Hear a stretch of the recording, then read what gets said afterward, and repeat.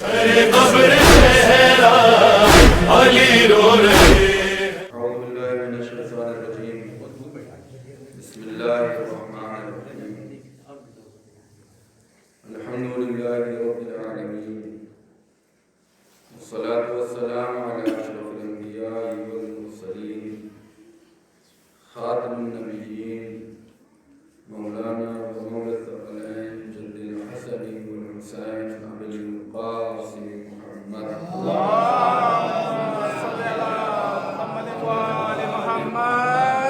وآلہ الطیبین الطاہرین المعصومین المظلومین ولعنۃ اللہ علی اعدائہم اجمعین.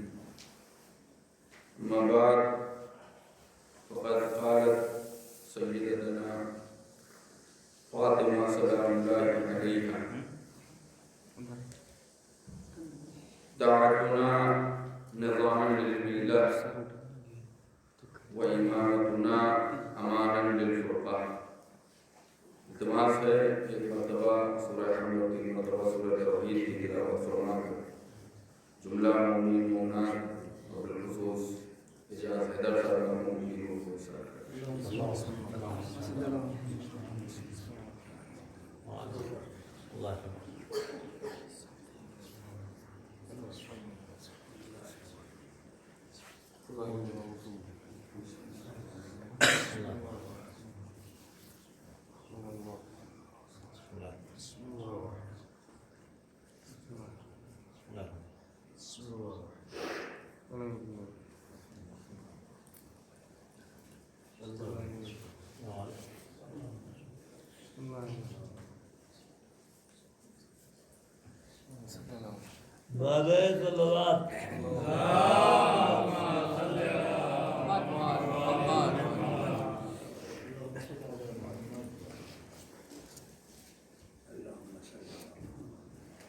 انسانی حیات اور انسانی سماج اور معاشرہ بغیر نظام اور بغیر سسٹم کے ایک لمحہ بھی ایک قدم بھی آگے نہیں ہو سکتا.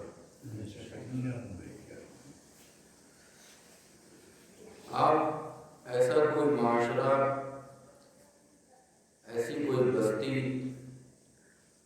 تصور نہیں کر سکتے ہیں کہ جہاں لوگ تو بستے ہوں لیکن کوئی نظام اور سسٹم نہ پایا جاتا ہو.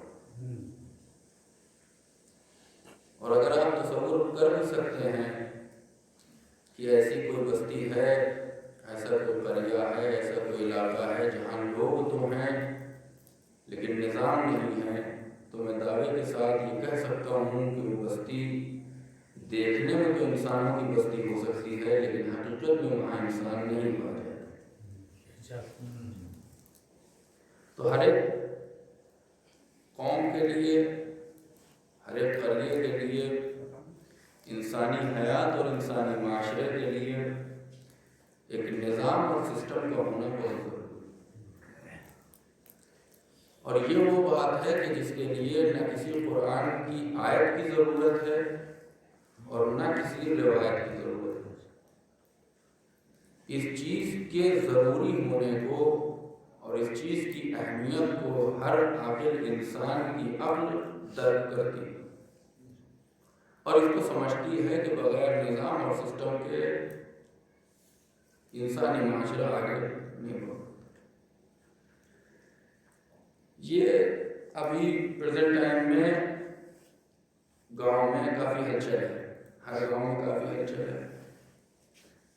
اور آج کی تاریخ یا جو گزشتہ تاریخ ہے اس میں جو سب سے بڑی نیوز ہے گاؤں کے لیے اور جس میں جو چرچا کا وشے بنی ہوئی ہے وہ کیا ہے کہ سیٹ کون سی آئی ہے یا آئے گی.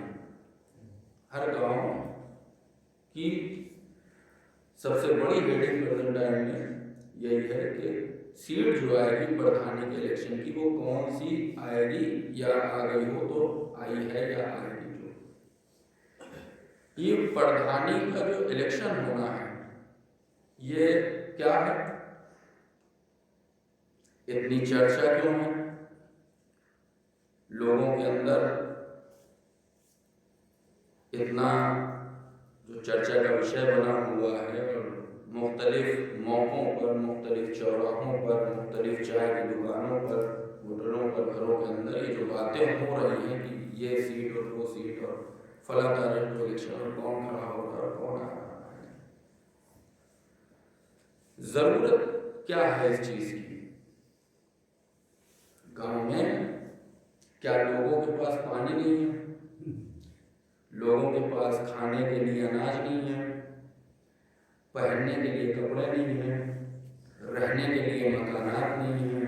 سونے کے لیے بستر نہیں ہے؟ سانس لینے کے لیے ہوائیں نہیں ہیں؟ سب کچھ تو ہے الحمدللہ زندگی گزارنے کے لیے، تو پھر کیا ضرورت ہے کہ ہر 5 سال کے گزرنے کے بعد الیکشن ہوں اور ایک نیا آدمی یا وہی آدمی دوبارہ سلیکٹ ہو کے الیکٹ ہو کے گاؤں کی باغڈور کو سنبھالے، جس کو پردھان کہا جاتا ہے؟ تو جواب یہ آئے گا کہ گاؤں میں سب کچھ ہے، گاؤں میں سب کچھ ہے، کھانے کے لیے بھی ہے، پینے کے لیے بھی ہے، پہننے کے لیے بھی ہے، سونے کے لیے بھی ہے، جاگنے کے لیے بھی ہے، ساری چیزیں ہیں، لیکن ہر عقل مند آدمی کی عقل یہ جواب دے گی کہ گاؤں کا ایک نظام بھی ہے اور اس نظام کو چلانے کے لیے ایک ناظم کی ضرورت ہے۔ سڑکیں ہیں لیکن خراب ہو جائے گی تو کون دیکھے گا؟ ہینڈ پمپس ہیں لیکن خراب ہو گئے تو کون دیکھے گا؟ بجلی ہے لیکن اگر خراب ہو گئے تو کون دیکھے گا؟ گورنمنٹ کی طرف سے مختلف اسکیمیں ہیں لیکن کیسے پہنچیں گی؟ تو ان چیزوں کو پہنچانے کے لیے، ان کو جاری کرنے کے لیے، ان کی حفاظت کرنے کے لیے اور نئی نئی چیزوں کو گاؤں میں لانے کے لیے ضروری ہے کہ ایک ایسا آدمی ہو جو پورے گاؤں کی کمانڈ کو سنبھالے رکھے، اپنے ہاتھ میں رکھے، اور لوگوں تک اوپر سے آنے والے فیوز و برکات جو ہیں وہ لوگوں تک پہنچاتا رہے۔ اسی کو نظام کہتے ہیں، اسی کو سسٹم کہتے ہیں، یعنی ایک نظام میں باندھے رکھنا۔ اب یہ میں نے بہت چھوٹے لیول سے آپ کی خدمت میں مثال پیش کری ہے، آپ اس کو جتنا اوپر لیتے چلے جائیں گے دائرہ وسیع ہوتا چلا جائے گا، لیکن بات یہی ہے کہ چیزوں کو نظم و ضبط میں رکھنے کے لیے ایک ناظم کی ضرورت ہوتی ہے، ایک ایسے انسان کی ضرورت ہوتی ہے جو چیزوں کو مرتب رکھے اور نظم و ضبط میں رکھے۔ یہاں سے لے کے آپ اوپر جتنا اوپر جانا چاہتے ہیں چلے جائیں، کہاں تک آپ پہنچیں گے؟ راشٹرپتی تک آپ پہنچیں گے، اس کے آگے ہے کچھ؟ سوچ سکتے ہیں آپ؟ نہیں ہے۔ ایک چیز اور ہے، ابھی بات انسانوں کی ہو رہی ہے، ایک چیز اور ہے، وہ کیا ہے؟ New world order. New world order کیا ہے؟ نیو ورلڈ آرڈر اپنے نام ہی سے معلوم ہو رہا ہے کہ کیا چیز ہے۔ نیو نیا، ورلڈ جہانی، پوری دنیا کا، آرڈر یعنی حکومت اور نظام اور سسٹم۔ یعنی کچھ لوگ ایسے بھی ہیں جو صرف ایک ملک کے اندر محدود نہیں رہنا چاہتے ہیں، بلکہ چاہتے یہ ہے کہ ساری دنیا کا نظام اور سسٹم ہمارے اشاروں پر چلے۔ الہی نظام تو ہے ہی ہے ساری دنیا کے لیے، اور اللہ کا شکر یہ ہے کہ پروردگار نے ہمارے اندر ایسی قوت رکھی ہے کہ ہمارا سارا وجود اسی ایک امید کے اوپر قائم بھی ہے اور باقی بھی ہے۔ ایک وہ چیز جو دنیا قائم کرنا چاہتی ہے نیو ورلڈ آرڈر کے نام پر، اور ایک ہم جس کی امید لگائے بیٹھے ہیں وہ بھی ورلڈ آرڈر ہے، جہانی حکومت ہے، ہر جگہ اسلام کی حکومت، ہر جگہ دین کی حکومت۔ وہ کام کر رہے ہیں اس کے لیے، ہم انتظار کر رہے ہیں اس کے لیے، دیکھنا یہ ہے کہ کون بازی مار کے لے جاتا ہے۔ اب میں دنیا بھر کی چیزوں کو گنا سکتا ہوں جو اسی نیو ورلڈ آرڈر کے لیے کام کر رہے ہیں۔ WHO، world health organization, world bank, United nation, ये सारे बड़े बड़े। फिर उसके बाद जो है वो अफराद हैं, मैंने गुज़िश्ता मजलिस में बहुत से नाम जिक्र किए थे, जिनमें प्रेजेंट टाइम में सबसे बड़ा नाम किसका है? Elon Musk. एलन मस्क कौन है? एलन मस्क वो आदमी है जो प्रेजेंट टाइम में दुनिया का सबसे बड़ा पैसे वाला है। आप फिर से चेक करिए, शायद मेरी बात गलत हो सकता है आपकी बात गलत हो। अमेज़न, और मैं ये कह रहा हूं कि एलन मस्क। आप फिर से एक बार जो है वो हो सकता है मेरी बात गलत हो सकता है एलन मस्क दूसरे नंबर पर हो, लेकिन मुझे जहां तक याद आ रहा है एलन मस्क प्रेजेंट टाइम में आज की तारीख में वो पहले नंबर पर पहुंच चुके हैं, अमेज़न के आगे निकल गए, जेफ बेजोस से आगे निकल गए। एलन मस्क के पास है क्या? एलन मस्क जाने जाते हैं अपनी इलेक्ट्रिक व्हीकल्स के लिए, गाड़ियां जिनमें पेट्रोल की जरूरत नहीं है, डीजल की जरूरत नहीं, ये गाड़ियां वो बना रहे हैं। ये जो गाड़ियों का जो सिस्टम है वो सिस्टम पे वो काम कर रहे हैं। अच्छा, ये बात गाड़ी की आ गई है तो गाड़ी की भी एक मिसाल सुन लीजिए। गाड़ी भी एक निजाम है, गाड़ी भी एक सिस्टम है।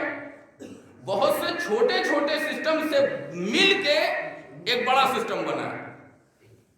और कहते हैं मेरी, बहुत से छोटे छोटे सिस्टम से मिल के एक बड़ा सिस्टम बना है, एक बड़ा सिस्टम बना है। छोटे छोटे सिस्टम क्या है? छोटे छोटे निजाम क्या है? गाड़ी में एक छोटा सा निजाम है ब्रेक का निजाम, एक है स्टीयरिंग का निजाम, एक है एक्सीलेटर का निजाम, एक है गियर का निजाम, एक इंजन का निजाम। ये सारे छोटे छोटे जो है वो निजाम है, छोटे छोटे सिस्टम है। इन छोटे छोटे सिस्टम से मिलके एक बड़ा सिस्टम बनता है जिसे हम कार कहते हैं, व्हीकल्स कहते हैं, गाड़ी कहते हैं। ये छोटे छोटे सिस्टम मिलके एक बड़ा सिस्टम बनाते हैं, उसका नाम है गाड़ी। छोटे सिस्टम में अगर कोई खराबी हो जाए तो गाड़ी काम करेगी या नहीं करेगी? करेगी। गियर खराब हो जाए तो गाड़ी स्टार्ट होगी या नहीं होगी? होगी। क्लच खराब हो जाए तो गाड़ी स्टार्ट होगी या नहीं होगी? होगी। लेकिन गाड़ी में एक है मेन सिस्टम, वो क्या है? उसको कहते हैं एनर्जी सिस्टम। गाड़ी का अगर एनर्जी सिस्टम खराब हो जाए तो फिर गाड़ी स्टार्ट होगी, चलेगी, बढ़ेगी? पीछे वाले नहीं चलेगी ना। गियर खराब हो जाए, गाड़ी चल सकती है, बढ़ सकती है, इधर उधर की जा सकती है, स्टार्ट तो हो ही सकती है। स्टीयरिंग खराब हो जाए, फेल हो जाए तो सीधी ही सही जाएगी तो कुछ दूर तक। गाड़ी की ब्रेक खराब हो जाए, गाड़ी चलेगी तो, रुके या ना रुके वो एक अलग बात है, लेकिन गाड़ी का एक सिस्टम ऐसा है जो मेन सिस्टम है, यानी एनर्जी सिस्टम। अगर वो खराब हो जाए तो फिर गाड़ी चलने वाली नहीं है। स्टीयरिंग घुमाते रहिए, गाड़ी चलने वाली नहीं है। ब्रेक लगाते रहिए, कोई फायदा नहीं है। क्लच को दबाते रहिए, कोई फायदा नहीं है। गियर बदलते रहिए, कोई फायदा नहीं है। भाई इस्लाम छोटे छोटे निजामों से मिलके बनने वाला एक बड़ा निजाम है।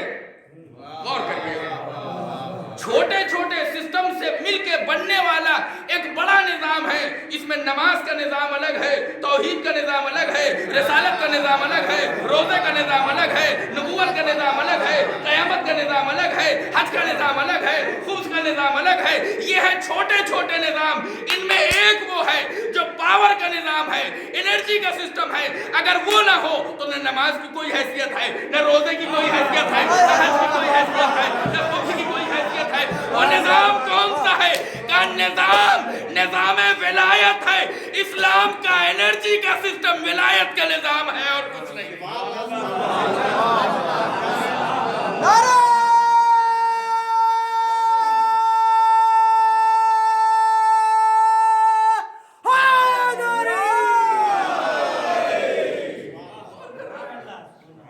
और क्या? छोटे छोटे सिस्टम, नमाज सिस्टम है, रोजा सिस्टम है, हज सिस्टम है, खुम्स व ज़कात सिस्टम है, جہاد سسٹم ہے، امر بالمعروف اور نہی عن المنکر یہ سسٹم ہے. یہ ہو نہ ہو اسلام کی گاڑی تھوڑی بہت تو آگے بڑھی جائے گی اور بڑھ رہی ہے. مجھے انصاف سے بتائیے، کوئی انسان نماز نہ پڑھے دائرہ اسلام میں ہے یا نہیں ہے؟ لیکن کہیں اگر ولایت کا انکار پایا جاتا ہو، حدیث ہے، جملے میرے ہیں، بات حدیث کی ہے کہ اگر ولایت نہ ہو تو پھر چاہے نماز نہیں، نمازوں کے انبار لگا دیے جائیں، ایسی نماز قبول ہونے والی نہیں ہے.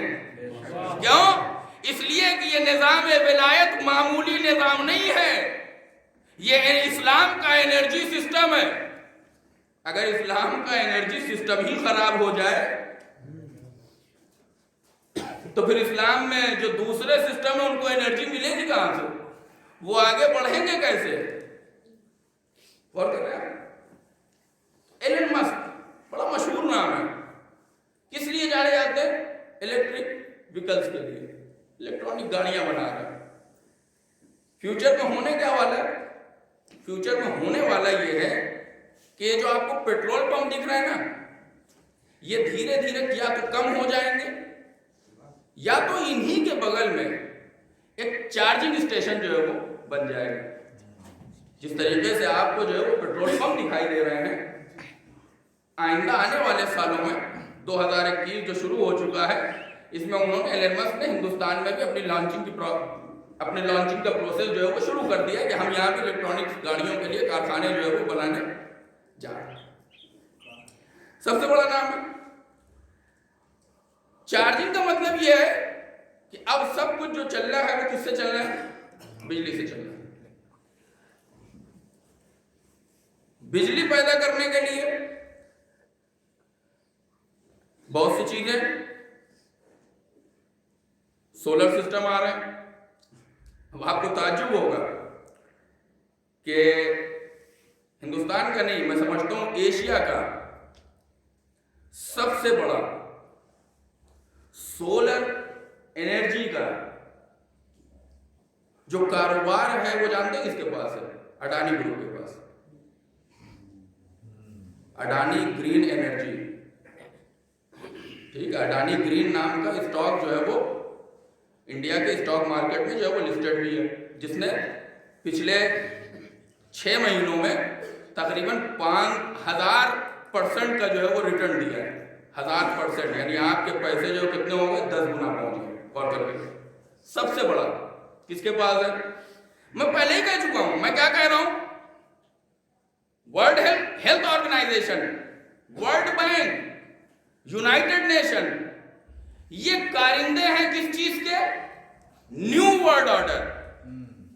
دنیا میں ایک حکومت، ایسی حکومت جو جہانی ہو، پریزنٹ ٹائم میں بھی اس کی کچھ چیزیں آپ کو جو ہے وہ دکھائی دے رہی ہیں. کون سی چیزیں دکھائی دے رہی ہیں؟ مثال میں دے رہا ہوں، انشاءاللہ بات آپ تک جو ہے وہ پہنچ جائے گی. یہ جو میں نے نام بتائے ہیں جن کے ہاتھ میں جو ہے وہ ہندوستان کی سب سے بڑی موبائل کمپنی ہے، ٹھیک ہے، پہنچ گئے ہوں گے آپ اس نام تک. یہ جو نام لیا میں نے گرین انرجی کا، جن کے پاس سب سے بڑا جو ہے وہ گرین انرجی بنانے کا جو ہے وہ سسٹم ہے ان کے پاس، یہ 2 نام. اس کے علاوہ اور اوپر چلیے، ایلن مسک، بل گیٹس، جیف بیزوس، یہ 3 نام. اسی طریقے سے اور بھی کچھ مشہور ہستیاں ہیں، ٹھیک ہے. یہ کیا ہے؟ یہ کارندے ہیں کس چیز کے؟ دنیا پر ایک حکومت قائم کرنے کے، ایک سسٹم کو قائم کرنے کے. وہ ایک سسٹم قائم کیسے ہوگا؟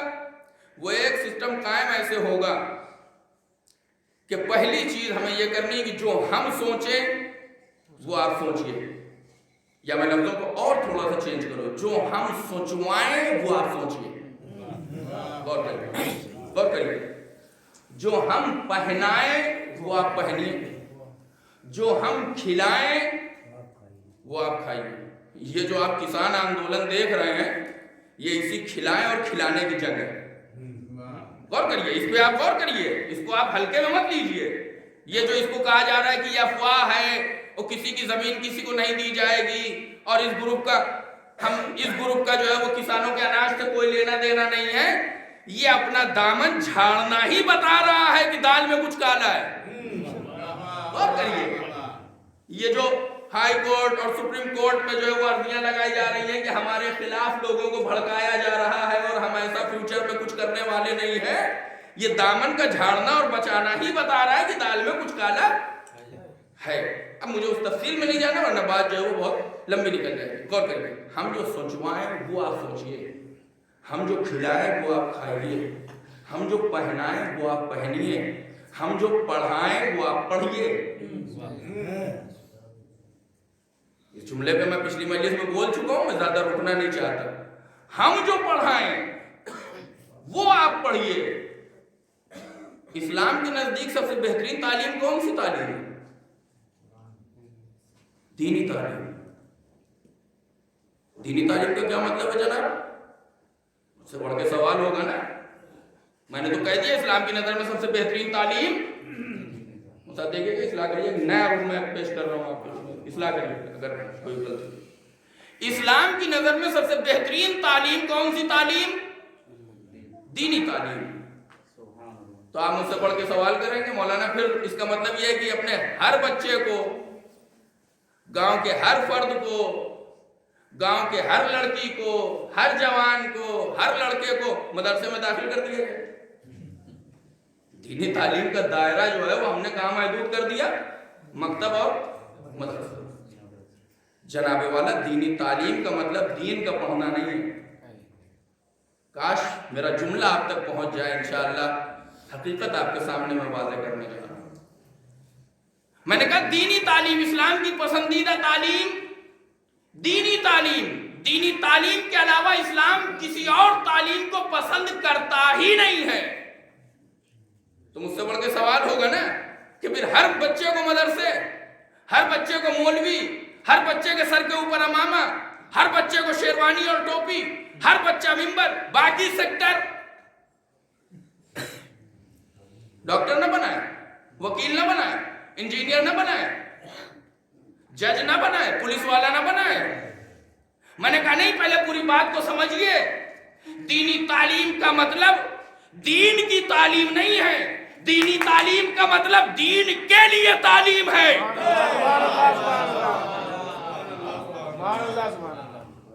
ڈاکٹر بنو لیکن دین کے لیے، جج بنو لیکن دین کے لیے، وکیل بنو لیکن دین کے لیے، انجینئر بنو یعنی دین کے لیے۔ یہ ڈاکٹر دین کے لیے کب سے بننے لگا؟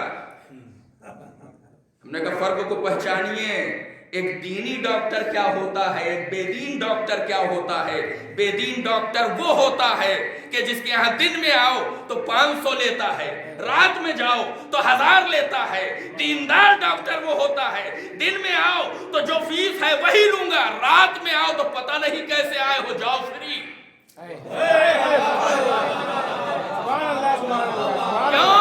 اس لیے کہ جو دیندار ڈاکٹر ہوگا وہ اپنے لیے نہیں سوچے گا، وہ دین کے لیے سوچے گا، انسانیت کے لیے سوچے گا، انسانی حیات کے لیے سوچے گا، سماج کے لیے سوچے گا، معاشرے کے لیے سوچے گا۔ ایک فرق اور پہچانیے، جو بے دین وکیل، انجینئر، ڈاکٹر جو بھی بنتا ہے وہ یہ سوچتا ہے ہم بن گئے ہیں تو بس ہم ہی تک رہے۔ جو دیندار ہوتا ہے وہ یہ سوچتا ہے کہ ہم بنے ہیں تو یہ بھی بنے، یہ بھی بنے، وہ بھی بنے، سماج کا ہر بچہ ڈاکٹر بنے، وکیل بنے، انجینئر بنے۔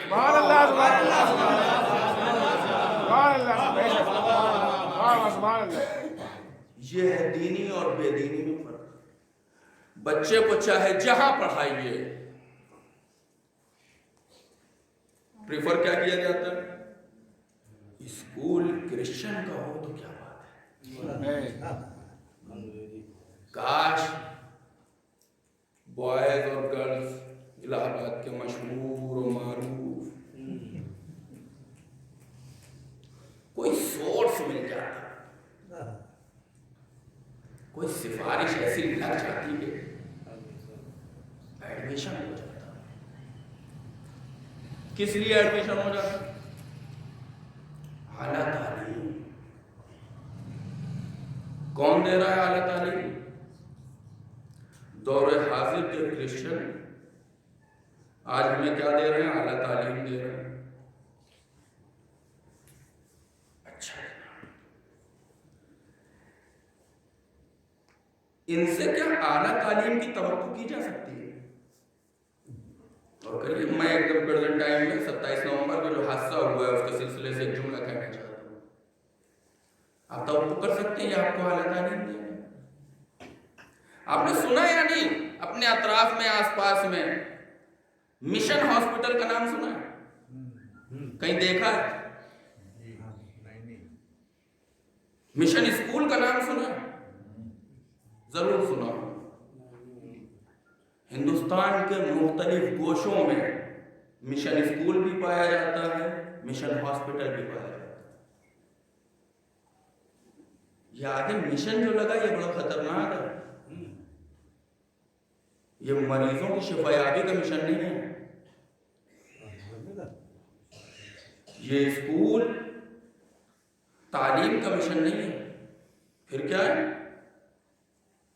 عیسائیت نے یہ مشن شروع کیے ہیں. آگے یہ لفظ مشن بتا رہا ہے کہ تم ایک بار ہمارے دائرے میں آؤ تو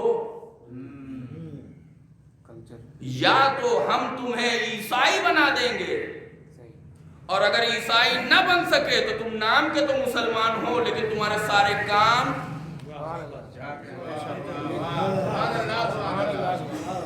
ایسا ہے یا نہیں ہے.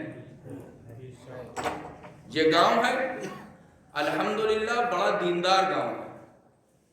میں جانتا ہوں، عرصے سے جانتا ہوں، اور جب جب آیا ہوں دنیا بھر کے پوسٹر دیکھے ہیں اس سے اندازہ ہوتا ہے کہ دینداروں کی بستی ہے.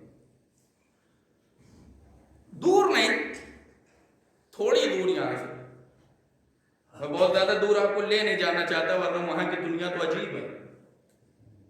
لڑکا ٹھیک ٹھاک گیا تھا کرسچن اسکول میں پڑھنے کے لیے، واپس آیا تو حرکتیں لڑکیوں جیسی ہیں. آئیے چلتے ہیں، یہیں پاس کے شہر میں چلتے ہیں. جو افراد وہاں سے آئے ہیں وہ اس چیز کو درک کریں گے. سال میں کتنی بار برتھ ڈیز کی پارٹیوں میں جانا ہوتا ہے؟ سال میں کتنی بار میرج اینیورسریز کی محفلوں میں جانا ہوتا ہے، پارٹیز میں، فنکشنز میں جانا ہوتا ہے. خود کتنی بار بلاتے ہیں لوگوں کو.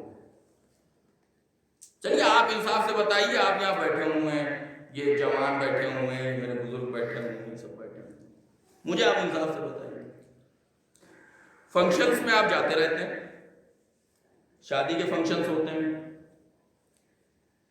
برتھ ڈے کے فنکشنز ہوتے ہیں، اینیورسریز کے فنکشنز ہوتے ہیں. سارے فنکشنز آج کل ہو رہے ہیں، کوئی دقت کی بات نہیں ہے. کریے، شوق سے کریے، بالکل کریے، اچھی بات ہے. لیکن برتھ ڈے کے فنکشنز میں ذرا ہوشیار رہیے. پہلے یہ دیکھ لیجئے کہ زندگی میں اتنی آگے بڑھانے کا، بڑھ کے آنے کی خوشی ہے یا موت سے قریب ہونے کا غم ہے؟ آپ مجھے ایک سوال کا جواب میں جاننا چاہتا ہوں آپ سے. آپ یہ بتائیے کہ برتھ ڈیز میں آپ گئے ہوں گے، بالکل گئے ہوں گے. اینیورسری فنکشنز میں آپ گئے ہوں گے، بالکل گئے ہوں گے. آپ یہ بتائیے رسم بسم اللہ میں کتنے لوگ گئے یہاں سے؟ ہے کوئی؟ بہت پہلے شاید گئے ہوں، 8-10 سال پہلے، 12 سال پہلے، یا پریزنٹ ٹائم میں بھی شاید 2 سال میں کوئی ایک موقع، کوئی ایک دیندار فیملی ایسی پیدا ہو گئی ہو کہ جس نے اپنے بچے کے لیے رسم بسم اللہ رکھی ہو، فنکشنز رکھا ہو، لوگوں کو بلایا ہو. ہے کوئی؟ اس کا مطلب کیا ہوا؟ وہ برتھ ڈے جو عیسائیوں سے نکل کے آیا تھا اس کو تو کیپچر کر لیا، لے لیا. جو رسم بسم اللہ اسلام کی دین تھی، کس کا اثر ہے؟ جو ہم سوچیں، جو ہم سوچوائیں وہ سوچو، جو ہم پہنائیں وہ پہنو، جو ہم کھلائیں وہ کھاؤ، جو ہم دکھائیں وہ دیکھو. ایمیزون کا پرائم ویڈیو کیوں اتنا سکسیس ہے؟ نیٹ فلکس کیوں اتنا سکسیس ہے؟ اور کر رہے ہیں. پی وی آر بند ہونے کے کگار پر ہے. پی وی آر ملٹی پلیکس بند ہونے کے کگار پر ہے. پریزنٹ ٹائم میں تو بند ہے ہی، لیکن فیوچر ان کے لیے بڑا اندھیرے میں اندھکار ہے ان کے آگے. کیوں؟ اس لیے کہ سارا جو مارکیٹ کا شیئر ہے وہ تو نیٹ فلکس اور امیزون پرائم اور زی5 اور ایم ایکس ویڈیو اور ہاٹ اسٹار والوں نے لے رکھا ہے. کیوں؟ کیا ہے اس میں؟ میرے سامنے جوان ہے، میں چاہتا ہوں جوان مجھ سے مخاطب ہو تھوڑا سا. کیا ہے؟ گھر میں ڈش نہیں لگی ہے. میں بہت معذرت کے ساتھ چاہتا ہوں، میں چاہتا ہوں کہ 2 4 والی بات کی جائے. گھر میں ڈش ٹی وی نہیں لگی، ٹاٹا اسکائی نہیں لگا، ایئرٹیل نہیں لگا، ریلائنس کا کنیکشن نہیں ہے. کیا نہیں ہے نا؟ ڈھیروں چینل آتے ہیں. ہر مہینے آپ 200 300 400 500 کا ریچارج کرواتے ہیں، یا اگر ڈیل کا کنیکشن ہے تو بہرحال آج کل تو وہ بھی ریچارج ہی ہو رہا ہے. لیکن اب یہ کہ وہ چینل کی لسٹ وہاں مشخص ہوتی تو 300 روپے 400 روپے جیسے چینل کی لسٹ ہوتی آپ دے رہے ہیں. نیٹ فلکس پہ لوگ 129 روپے پر منتھ الگ سے دے کے کیا دیکھ رہے ہیں؟ پرائم ویڈیو امیزون کیا دے رہا ہے وغیرہ وغیرہ.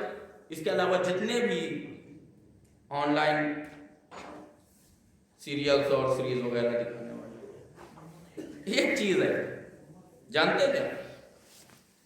اس لیے کہ ڈین ٹی وی یا یہ جتنے بھی کیبل چینل کیبل والی کمپنیز ہیں، یہ آپ کو وہ نہیں دکھا سکتے جو نیٹ فلکس اور امیزون کا پرائم ویڈیو آپ کو دکھا رہا ہے یا نہیں ہے حقیقت؟ جی اب سمجھے سبسکرائبر کیوں بڑھ رہا ہے دن بہ دن؟ امیزون کیسے جو ہے وہ پیسے والا ہوتا جا رہا ہے. لاک ڈاؤن کا پیریڈ جہاں ہر آدمی کی انکم محدود ہے ہی نہیں، بہتوں کی تو ختم ہو گئی. وہاں اپریل اور جون میں نیوز نکل کے آ رہی ہے کہ اتنے بلین ڈالر جیف بیزوس کی سمپتی میں اضافہ ہو. ادھر خالی جگہ ادھر. جیسا ہم سوچوائیں ویسا تمہیں سوچنا ہے. اب اس کے اثرات آپ سماج میں دیکھ سکتے ہیں. اس کے اثرات آپ سماج میں دیکھ سکتے ہیں. اگر زحمت نہ ہو تو کچھ لوگ ادھر آ جائیے تاکہ ادھر کی جگہ خالی ہو جائے. ایک صلوات پڑھ لیں محمد والا.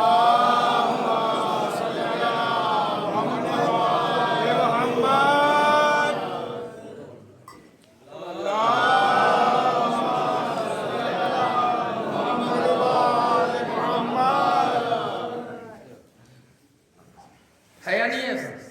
کھانے کی مثال میں پہلے بھی دے چکا ہوں، کہیے تو پھر دے دوں.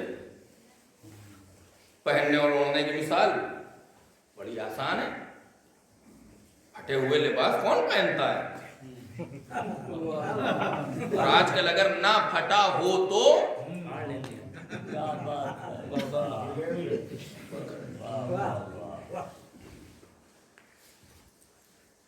اگر آپ مد مقابل میں چلے جائیں، لباس چھپانے کے لیے ہوتا ہے، لیکن جب لباس ہی ایسا بنا دیا جائے کہ جس میں چھپتا کم ہو دکھتا زیادہ ہو، یہ کہاں سے آئے؟ یہ فکر آئی کہاں سے؟ جو ہم سوچوائیں، جو ہم پہنائیں، جو ہم کھلائیں. آج آپ کسی سے کہیے چلیے یادگار ہوٹل چلتے ہیں، چلیے غریب نواز ہوٹل چلتے ہیں، کوئی ہے جانے والا؟ اگر آپ کہہ دیجئے اپنے دوستوں کے درمیان، جوانوں کے درمیان، کہے گا ہمیں بڑے پچھڑے جاتی کے معلوم پڑتے ہو. زمانہ جو ہے وہ میک ڈونلڈز، پیزا ہٹ، KFC پہ پہنچ گیا اور تم ابھی اٹالے کا جو ہے وہ غریب نواز لیے بیٹھے، مدینہ لیے بیٹھے. یہ وہ دن چلے گئے. چلو سول لائن کہاں سے آیا؟ جو ہم کھلائیں وہ کھاؤ. تمہارے اختیار میں کچھ رہ ہی نہیں جائے گا. ہم تمہیں تمہارے جسموں کو غلام بنا سکے یا نہ بنا سکے، لیکن تمہاری فکروں کو ہم ضرور اپنی مٹھی میں رکھیں گے۔ اور میرا یہ جملہ یاد رکھیے گا، جسم کا غلام ہو جانا برا نہیں ہے، لیکن فکر کا غلام ہو جانا۔ اب آئیے، جس کی یاد آپ منا رہے ہیں یہاں پہ، جس کی یاد آپ منا رہے ہیں، جس ظلم کے خلاف آپ احتجاج کر رہے ہیں، جس مظلوم کی یاد کو آپ منانے کے لیے یہاں بیٹھے ہیں، مجھے بتائیے اس کی حمایت میں کتنے لوگ اٹھے؟ 6 یا 7۔ رسول کی بیٹی، رسول کا داماد، ارتد الناس الا 3 و 4 و 5 و 7۔ یہ 2-3 روایت ملتی ہیں، جہاں 3 کا لفظ ہے، کہیں 7 کا لفظ ہے، کہیں 5 کا لفظ ہے۔ جنازے میں کتنے لوگ؟ انگلیوں پہ گنے جانے والے افراد۔ 1.25 لاکھ حاجیوں کا مجمع کہاں گیا جو علی کی بیعت کر رہا تھا غدیر کے میدان میں؟ کیا ہوا؟ جسم تو آزاد تھے، لیکن فکریں غلام تھے۔ ایک نظام تھا جو مسلط تھا مدینے میں، یوں ہی نہیں تھا کہ ایک دن میں ہو گیا ہو، جس دن رسول کا انتقال ہوا اسی دن، نہیں، پلاننگ ہو رہی تھی باقاعدہ اس کے لیے، سسٹمیٹک طریقے سے کام کیا جا رہا تھا۔ میں نے کہا رسول وفات نہیں ہے، رسول کی شہادت ہے۔ مرد مرد پر ہے، بستر عدالت پر ہے، اور رسول کو وہ پلایا جا رہا ہے جو وہ نہیں پینا چاہ رہے ہیں۔ یہ رسول ہے، عالم الغیب ہے، سب جانتا ہے کہ تم ہمیں کیا پلا رہے ہو، کیا کھلا رہے ہو،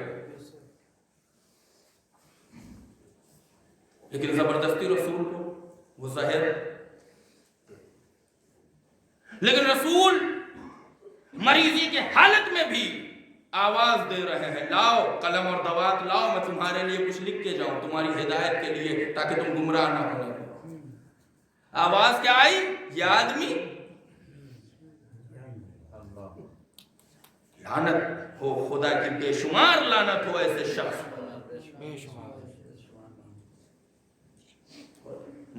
جرأت پیدا کی جا رہی ہے اس کے خلاف۔ رسول کہہ رہے جیش اسامہ میں جاؤ۔ جب جب رسول کو غشت افاقہ ہوتا ہے، گئے نہیں گئے، سب تیار ہے، 2-3 نہیں تیار، گئے نہیں، وہ نہیں جا رہے، گئے آج نہیں رسول اللہ کل جائیں گے، نہیں جا رہے۔ کیوں؟ اس لیے کہ انہیں پتا ہے کہ یا رسول کی آنکھوں کے بند ہونے کے وقت ہمارا مدینے میں ہونا ضروری ہے۔ یہ ایک دن کی بات نہیں ہے کہ ایسی جرت پیدا ہو گئی ہو کہ دروازے پر آگ اور لکڑی لے کے آ گئے، نہیں، بہت پہلے سے پلاننگ ہو رہی اس چیز کی۔ رسول کی آنکھیں بند ہوئی، کہاں پہنچ گئے سارے؟ وہاں سے پہلے کا ایک ماجرا، ایک آدمی تلوار لیے ہوئے کھڑا ہے، کیا کہہ رہا ہے؟ خبردار کوئی یہ نہ کہنا رسول مر گئے، رسول نہیں مرتا۔ عجیب بات ہے، عجیب بات ہے۔ دنیا دیکھ رہی ہے کہ رسول کا جنازہ پڑا ہوا ہے، دنیا دیکھ رہی ہے کہ نبض حیات رک چکی ہے، دنیا دیکھ رہی ہے کہ رسول کی سانسوں میں سانس نہیں باقی ہے، دل کی دھڑکنیں رک چکی ہیں، لیکن اس کے باوجود کسی ایک آدمی میں یہ کہنے کی جرت نہ ہوئی کہ تم کیا کہہ رہے ہو، رسول نہیں مرا، یہ جنازہ پڑا ہوا ہے۔ رسول کو زہر پلایا گیا، کوئی بھولے گا، رسول نے کاغذ اور قلم مانگا، کوئی دینے والا نہیں، رسول نے جیش اسامہ میں جانے کے لیے کہا، کوئی جانے والا نہیں، رسول کے جنازے کو یہ کہا جا رہا ہے کہ رسول ابھی نہیں مرا۔ یہ بھی ایک سازش کا حصہ ہے۔ کیوں؟ اس لیے کہ ابھی وہ افراد جو مدینے میں ہونے چاہیے تھے ان کی تعداد مکمل، کسی کا انتظار ہو رہا ہے، وہ مدینے سے کچھ فاصلے پر ہیں۔ اگر لوگوں کو یہ پتہ چل گیا کہ رسول مر گئے ہیں، رسول کا انتقال ہو گیا، رسول اس دنیا سے جا چکے، تو لوگ کہیں گے رسول کے بعد کون ہے؟ ایسا نہ ہو کہ کوئی غدیر تک پہنچ جائے، کوئی علی کے دروازے پر پہنچ جائے۔ لہذا ابھی رسول نہیں مرے ہیں، جیسے ہی وہ انسان مدینے میں، جیسے ہی اس کی انٹری ہوتی ہے، ہاں اب رسول۔ یہ دروازے پر آگ اور لکڑیاں یہ ایک دن کا ماجرا نہیں ہے، اس کے لیے بہت پہلے سے پلاننگ ہوئی۔ اب جب رسول کے مقابلے میں اتنی جرت پیدا ہو چکی، اب کیا ہو رہا ہے؟ اسی رسول کی بیٹی کے دروازے پر آگ اور لکڑی ہے، کوئی بولا، کسی نے آواز اٹھائی، کسی نے جسارت کی، کوئی آگے بڑھتا اور روک لیتا؟ کوئی ملا تاریخ میں کہیں ہے کوئی تذکرہ؟ وہی گنے چنے افراد جو گھر کے اندر موجود ہیں۔ کیا ہوا؟ مدینے میں لوگ نہیں ہیں؟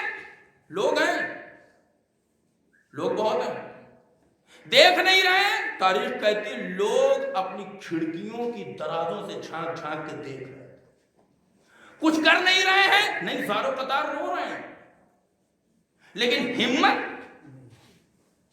نہیں ہے کہ مقابلے میں کھڑے ہو سکے۔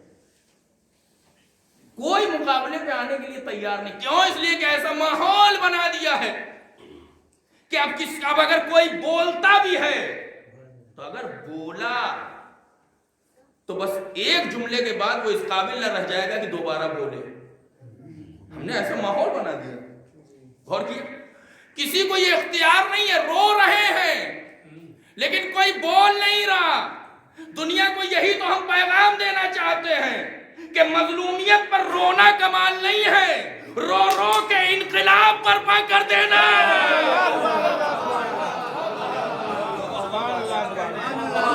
امام خمینی کا جملہ، آج اسلام اگر زندہ ہے تو اسی محرم اور سفر کی بدولت ہے۔ محرم اور سفر میں ہوتا کیا ہے؟ ہم روتے ہی تو ہیں۔ جو رو رو کے جو اسلام کے انقلاب کی بنیاد رکھ دے اسے خمینی کہتے ہیں، اور اس خمینی نے جس چیز کو بنیاد بنایا اسی کو محبت اہل بیت کہتے ہیں۔ رونا کمال نہیں، رو رو کے ایسا رو کہ تمہارے رونے سے انقلاب پیدا ہو، ورنہ ایسے رونے سے، ایسے تو بہت سے ڈھیروں افراد ہیں، کوئی غار میں رویا، کوئی درمیان یار رویا، رونے والے تو بہت سے، لیکن تمہارے رونے سے فرق پڑنا چاہیے، اثر ہونا چاہیے۔ اچھا ہمارے رونے سے اثر ہوتا ہے یا نہیں ہوتا؟ ہم 2 مہینہ 8 دن الحمدللہ ماشاءاللہ خدا مزید توفیق نوازے ہمیں گریہ کرنے کی، ہمارے رونے سے کسی کو فرق پڑتا ہے یا نہیں پڑتا؟ بہت پڑتا ہے۔ محرم کا چاند نکلنے سے 10 دن پہلے اخباروں کو دیکھیے، کہیں بدعت، کہیں فتویٰ، کہیں مفتی، یہ چیزیں نظر آ جائیں تو سمجھ لینا رونے سے پہلے جب اتنا اثر ہے تو رونے کے بعد کتنا اثر ہوگا۔ ایک صلوات پڑھ لیں محمد۔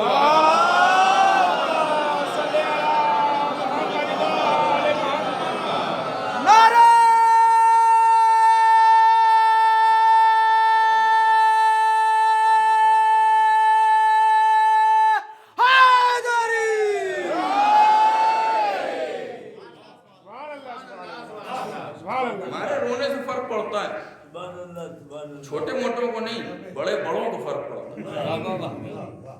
ہم نے اپنے گریے سے بڑی بڑی ظالم کی دیواروں کو، جو وہ سمجھتے تھے کہ سیسا پلائی ہوئی دیواریں ہیں، اپنے فتووں کو ہم نے دنیا کے سامنے اپنے گریے اور زار و خطار رونے کے ذریعے یہ ثابت کر دیا کہ وہ سیسا پلائی ہوئی دیوار نہیں، ریت کی دیوار ہے۔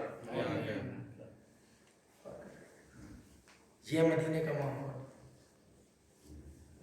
یہ ماحول دھیرے دھیرے، کسی میں ہمت نہیں۔ یہی ماحول آج کی دنیا میں بنایا گیا سن 1999۔ القاعدہ کو کس نے بنایا؟ اسی امریکہ نے بنایا۔ کس کے مقابلے میں؟ سوویت یونین کے مقابلے میں۔ جب سوویت یونین افغانستان پر حملے کر رہا تھا تب کی یہ بات ہے جب القاعدہ امریکہ نے بنایا تھا۔ سن 1999 میں کیا ہوا؟ اسی القاعدہ کے جن کو خود انہوں نے ٹریننگ دی تھی امریکہ نے، جہاز چلانے کی اور ساری چیزوں، خود نے پلاننگ کی تھی کہ تمہیں world trade tower, twins tower پہ جو ہے وہ حملہ کرنا، خود نے حملہ کر دیا۔ اور کیا ہو کیا رہا؟ سوچیے، غور کریے ان چیزوں کو، یہ آسانی سے گزر جانے والی چیزیں نہیں ہیں۔ میں بات کر رہا ہوں نیو ورلڈ آرڈر کی۔ دنیا میں ایک ایسی حکومت جو پوری دنیا پر ہو، کسی ایک ملک میں محدود نہ ہو۔ WHO، ورلڈ بینک، یہ ساری جو ہے وہ اس کی مہریں ہیں، سپاہی ہیں۔ Amazon, Bill Gates, Microsoft, یہ سب. آپ مائکروسافٹ کو کیا سمجھتے ہیں؟ آپ ڈیل کمپنی کو کیا سمجھتے ہیں؟ آپ ایچ پی کو کیا سمجھتے ہیں؟ آپ آئی فون، ایپل جو دنیا کا سب سے مہنگا فون بنانے والی کمپنی ہے، اتنا مہنگا بناتی تب بھی جو ہے وہ اتنے زیادہ فون بکتے ہیں. جا کے دیکھیے یہ سارے انڈر میں کام کرتے ہیں کس کے؟ ڈیفنس منسٹری کے. امریکہ میں پینٹاگون آپ نے سنا ہی ہوگا، جو ڈیفنس کا ان کا ہیڈ کوارٹر ہے، وہاں نیچے ایک بیسمنٹ بنا ہوا تھا، خانہ بنا ہوا ہے، وہاں نہ جانے کتنے ہیکٹیئر میں ڈھیروں بڑے بڑے سپر کمپیوٹرز رکھے ہوئے ہیں جو ہمارے ڈیلی کے میسیجز اور فون کال کو اس کی ریسرچ کرتے ہیں، اس کی تحقیق کرتے ہیں، پورا ڈاٹا اپنے پاس. یہ آج واٹس ایپ لے کے آ رہا ہے کیا؟ اب آپ کی چیٹ جو ہے وہ سلامت نہیں ہے، اب آپ کی فون کال جو ہے وہ سیف نہیں ہے، ہم جب چاہیں ان کو جو ہے وہ پڑھ سکتے ہیں، اپنے یوز کے لیے استعمال کر سکتے ہیں. وہ ایک نوٹیفیکیشن آ رہا ہے نا، یوٹیوب پہ جا کے دیکھیں، سب کو معلوم ہوگا. اب اس میں آپ نے اگر ایگری کا بٹن دبایا، اس کا مطلب آپ کی ساری ڈیٹیل، حالانکہ یہ چیز، یہ فیصلہ جو ہے وہ واٹس ایپ نے ابھی پریزنٹ ٹائم میں واپس لے لیا ہے کچھ دنوں کے لیے، لیکن آئندہ آئے گا. یہ تو جناب ایسے بتا رہا ہے جیسے اس سے پہلے انہوں نے یہ سب کیا ہی نہیں. آپ کی ایک ایک میسج ان کے پاس سے، آپ کی ایک ایک فوٹوز، آپ نے جتنے ٹرانزیکشن موبائل سے کیے، سب کچھ ان کے پاس محفوظ ہے.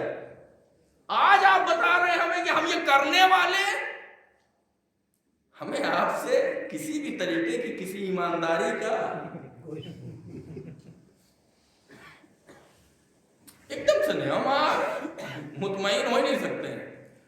یہی جملہ رہبر نے کہا تھا کچھ دن پہلے، جہاں پہ یورپین میڈیا اور ویسٹرن میڈیا نے جو ہے وہ آفت مچا لی. یہ کیا 80 ملین لوگوں کی جان کے ساتھ رہبر کھیل رہے ہیں. کیا کہا تھا؟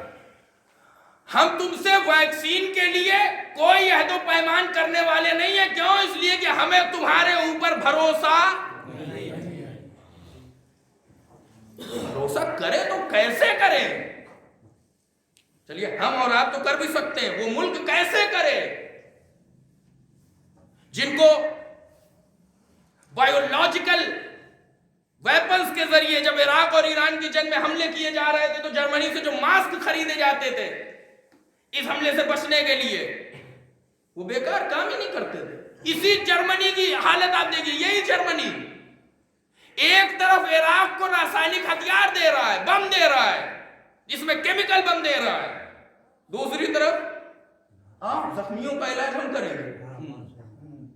ایران میں زخمی ہے، تمہارے پاس علاج ہے، ہم کریں گے. مطلب بم بیچ کے ادھر بھی پیسہ، زخمیوں کا علاج کر کے ادھر بھی پیسہ. ایسے لوگوں پر اعتبار کیا جائے. رہبر کیا کہہ رہے ہیں؟ دنیا کیا کہہ رہی ہے؟ 80 ملین جو ایران کی پاپولیشن ہے پریزنٹ ٹائم میں، 80 ملین لوگوں کی جان کے ساتھ رہبر جو کیا کر رہے ہیں؟ کھلواڑ کر رہے ہیں. یہ کھلواڑ نہیں کر رہے ہیں، ان کی جان کا تحفظ کر رہے ہیں. فائزر، پرتگال میں ایک نرس مر گئی اسی فائزر کے ویکسین سے. فائزر پریزنٹ ٹائم میں آج کی نیوز ہے، ناروے میں 23 سینئر سٹیزن مار دیے گئے، مر گئے اسی ویکسین کے استعمال سے. ہم بھروسہ کریں؟ ویسے بھی یوروپین کلچر، ویسٹرن کلچر میں بوڑھوں کی کوئی ویلو نہیں ہے، کوئی ویلو نہیں ہے. کیوں؟ الحمدللہ ہمارے یہاں کے بزرگ کی شان دیکھیے، عزت دیکھیے، شرف دیکھیے. یہ جو آگے بیٹھے ہوئے ہیں، یہ کیا ہے؟ عزت ہے، یہ شرف ہے. ہم چاہتے ہیں کہ بزرگان کا سایہ ہمارے سروں پر باقی رہے. یوروپین کلچر کیا کہتا ہے؟ بوڑھے کسی کام کے نہیں، ان کو رکھیں گے تو علاج فری میں کرنا پڑے گا، بیمے کا پیسہ الگ سے دینا پڑے گا، اولڈ ایج ہوم الگ سے بنانے پڑیں گے. ہائے ہائے ہائے، اسلام کا نظام دیکھیے. اسلام، جملہ سنیے گا، اسلام یتیم خانے بنانے کا تو قائل ہے، اولڈ ایج ہوم بنانے کا قائل نہیں ہے. میں نے بہت بڑی بات کہی ہے آپ کے سامنے. ہے کسی اسلامی مملکت میں اولڈ ایج ہوم؟ ہمارے یہاں اولڈ ایج ہوم نہیں بنائے جاتے. یتیموں کی پرورش کے لیے یتیم خانے تو بنائے جاتے ہیں، اولڈ ایج ہوم. یہ یوروپین کلچر پریشان ہے، جوانوں کی قلت سے پریشان ہے. پورا ویسٹرن کلچر پریشان ہے، جوان نہیں ان کے پاس. جب جوان نہیں ہے تو جانتے کیا ہے؟ جوان نہیں ہے یعنی کام کرنے کے لیے افراد نہیں. جوان نہیں ہے یعنی آپ کا ڈیفنس جو ہے وہ کمزور ہے, کیونکہ سپاہی نہیں ہے, فوجی نہیں ہے, ہتھیار چلانے والے نہیں ہیں. جوان نہیں ہے یعنی آفیسز میں کام کرنے والوں کی تعداد جو ہے پوری نہیں ہے. یہی جرمنی تیسرا بچہ پیدا کریے $150 ہم دیں گے, چوتھا پیدا کریے $300 ہم دیں گے, 18 سال تک خرچہ ہم اٹھائیں گے, 18 سال کے بعد اتنے ڈالر ہم دیں گے. وہ ڈاٹا مجھے یاد نہیں ہے, آج سے 3 سال پہلے میں نے پڑھا تھا, بات آ گئی تو پہلے. کہاں ہو رہا ہے یہ؟ ویسٹرن کلچر میں. اسی ویسٹرن کلچر سے ایک نعرہ آیا تھا, ہم دو اور ہمارے دو. کہاں سے آیا؟ وہیں سے آیا. آج وہی کہہ رہے ہیں تیسرے بچے پہ اتنے ڈالر, چوتھے بچے پہ اتنے ڈالر, پانچویں بچے پہ اتنے ڈالر. کیوں؟ چین نے ون فیملی ون چائلڈ کا قانون بنایا تو اسے ہٹا دیا.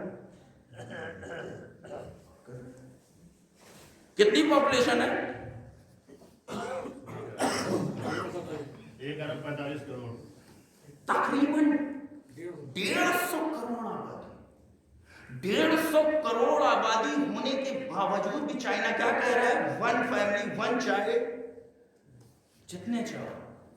کیوں؟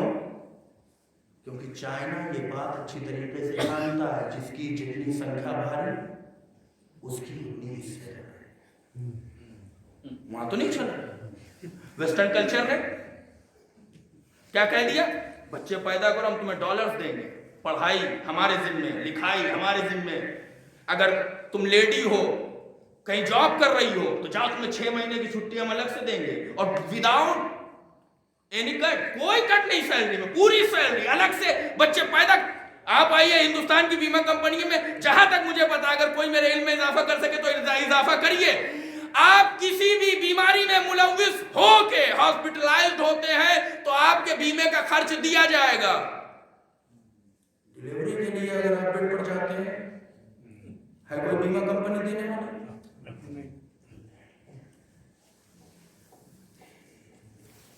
کیوں نہیں ہے؟ کیونکہ نیو ورلڈ آرڈر جن کے ہاتھ میں ہے, جو اس چیز کی کوشش کر رہے ہیں, وہ کیا چاہ رہے ہیں؟ دنیا کی پاپولیشن بڑھے نہیں بلکہ. امریکہ کا ایک ماجرا سنو کہ کیا ہوا تھا. امریکہ میں گیہوں زیادہ ہو گیا, گیہوں زیادہ. کیا کریں؟ آج کیا کہا جا رہا ہے؟ ابھی راستے میں فیضیہ صاحب ہمارے ساتھ آئے ہیں, انہی کے ساتھ بات چیت ہو رہی تھی.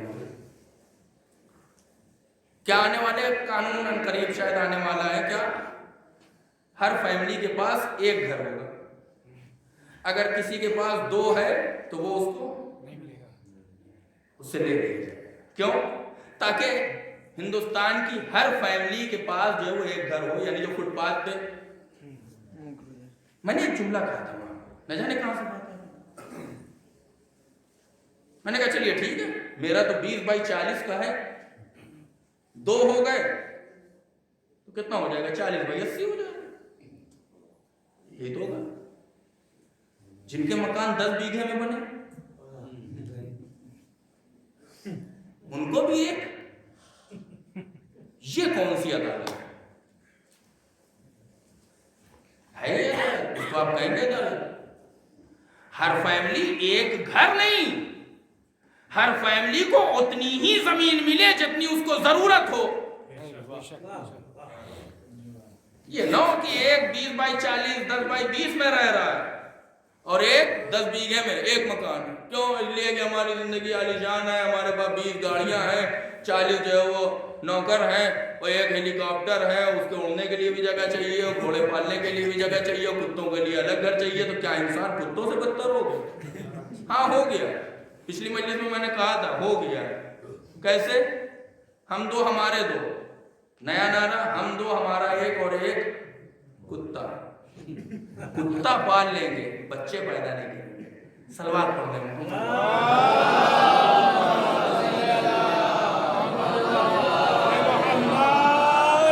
بس عزیزوں, میں اپنی گفتگو کو سمیٹ رہا ہوں. میں چاہتا ہوں کہ جہاں میں لے کے آیا تھا, جہاں سے میں نے بات شروع کی تھی, وہیں دوبارہ واپس آ جائیں. کیا ہے دنیا کی سازش؟ دنیا کیا چاہ رہی ہے؟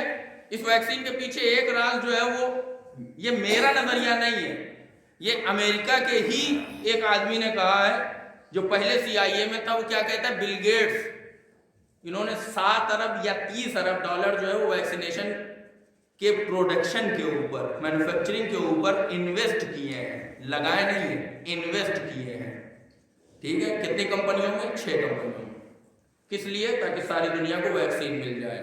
اس نے جو ہے وہ کیا کہا ہے، CIA ایجنٹ ہے، پہلے تھا، اس نے اپنے ایک بیان میں کہا کہ بل گیٹس انویسٹ نہیں کر رہے ہیں ویکسین کے اوپر. بل گیٹس یہ چاہتے ہیں کہ ہم ساری دنیا کو ویکسینیشن کے ذریعے اپنی جو چپ ہم نے بنائی ہے وہ لوگوں کے جسموں میں ڈال دیں تاکہ دنیا ہمارے. یہ ایک سوچ ہے، ضروری نہیں کیا ایسا. ہمارے لیے یہ ضروری نہیں کہ ہم ان باتوں پہ دھیان دیں اور ویکسین نہ لگوائیں، لیکن ایک چیز سوچنے والی ضرور ہے کہ جب 100 میں 95 صحیح ہو رہے ہیں تو ویکسین کی ضرورت. یہ سوچنے والی بات میرے لیے ہے، آپ کے لیے ہے یا نہیں ہے مجھے نہیں پتا. غور کریے، میں نے کہا کہ نیو ورلڈ آرڈر، ساری دنیا پر ایک حکومت. اسلام بھی یہی چاہ رہا ہے، ساری دنیا پر ایک حکومت. یہی تو چاہ رہا ہے نا اسلام بھی. لِیُظْہِرَہُ عَلَى الدِّینِ کُلِّهِ وَلَوْ کَرِہَ الْمُشْرِکُونَ. ہم چاہتے ہیں کیا کہ ساری دنیا پر لِیُظْہِرَہُ عَلَى الدِّینِ کُلِّهِ، ساری دنیا کے دینوں پر کس کی حکومت ہو؟ اسلام کی حکومت ہو. پروردگار چاہتا یہ ہے کہ اسلام کی حکومت ہو. کہاں؟ ساری دنیا کے دینوں پر. ساری دنیا پر کس کی حکومت ہو؟ اسلام کی حکومت ہو. اس کے بھیجے ہوئے دین کی حکومت ہو، اس کے بنائے ہوئے اصول کی حکومت ہو. کیا یہ ہوا؟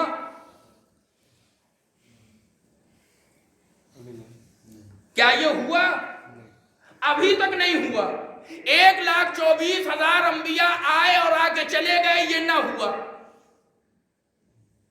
11 معصوم آئے اور چلے گئے، ابھی تک نہ ہوا. لیکن جب خدا نے کہا ہے کہ میں چاہتا ہوں، تو پروردگار نے جب ارادہ کر لیا ہے تو آج اگرچہ نہیں بھی ہوا تو کل ہوگا، اور جب ہوگا اسی دن کا تو ہم انتظار کر رہے ہیں. جب ہوگا تو ہم اسی دن کا انتظار کر رہے ہیں، اور یہ انتظار کوئی معمولی چیز ہے نہیں. افضل العبادہ انتظار الفرج. اس زمانے کا انتظار بھی سب سے بافضیلت عبادتوں میں سے ایک عبادت ہے. اب جب انتظار عبادت ہے تو لوگ اسے بدعت کیوں کہہ رہے ہیں؟ اگر انتظار عبادت ہے تو کچھ لوگ اسے بدعت کیوں کہہ رہے ہیں؟ اچھا ایک بات میں آپ کو یہاں پہ بتاتا چلوں اور اپنی گفتگو کو آگے بڑھا دوں. میں یہاں پہ رکنا نہیں چاہتا ورنہ بہت ہی بہترین ٹاپک ہے یہاں پر گفتگو کرنے کا، کہ صرف ہم نہیں ہیں جو انتظار کر رہے ہیں، ساری دنیا انتظار کر رہی ہے کہ ایک ایسی حکومت آئے جہاں عدالت ہو. عدالت، برابری نہیں. برابری اور عدالت میں، مساوات اور عدالت میں ذرا سا فرق ہے، ذرا سا نہیں بہت فرق ہے. مساوات کیا ہے، عدالت کیا ہے؟ ایک جملے میں سمجھیے. مساوات یہ کہتا ہے، دنیا کیا چاہتی؟ مساوات، مرد اور عورت برابر ہوں. اسلام کیا کہتا ہے؟ مساوات نہیں. ہمارے یہاں مساوات نام کی کوئی چیز نہیں ہے. ہمارے یہاں ہے عدالت. عدالت اور مساوات میں فرق کیا ہے؟ کہ مساوات یہ کہتا ہے کہ جتنا اس کو ملا اتنا ہی اس کو ملے. عدالت یہ کہتی ہے کہ جس کا جو حق ہے اس کو اتنا ملے.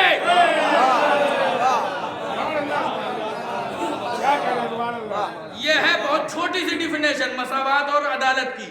جس کو جتنا اس کو ملا اتنا ہی اس کو ملے، یہ ہے مساوات. اسلام کہتا نہیں، مساوات کی کوئی گنجائش نہیں، اس لیے کہ مساوات قائم ہو ہی نہیں سکتا. عدالت کیا ہے؟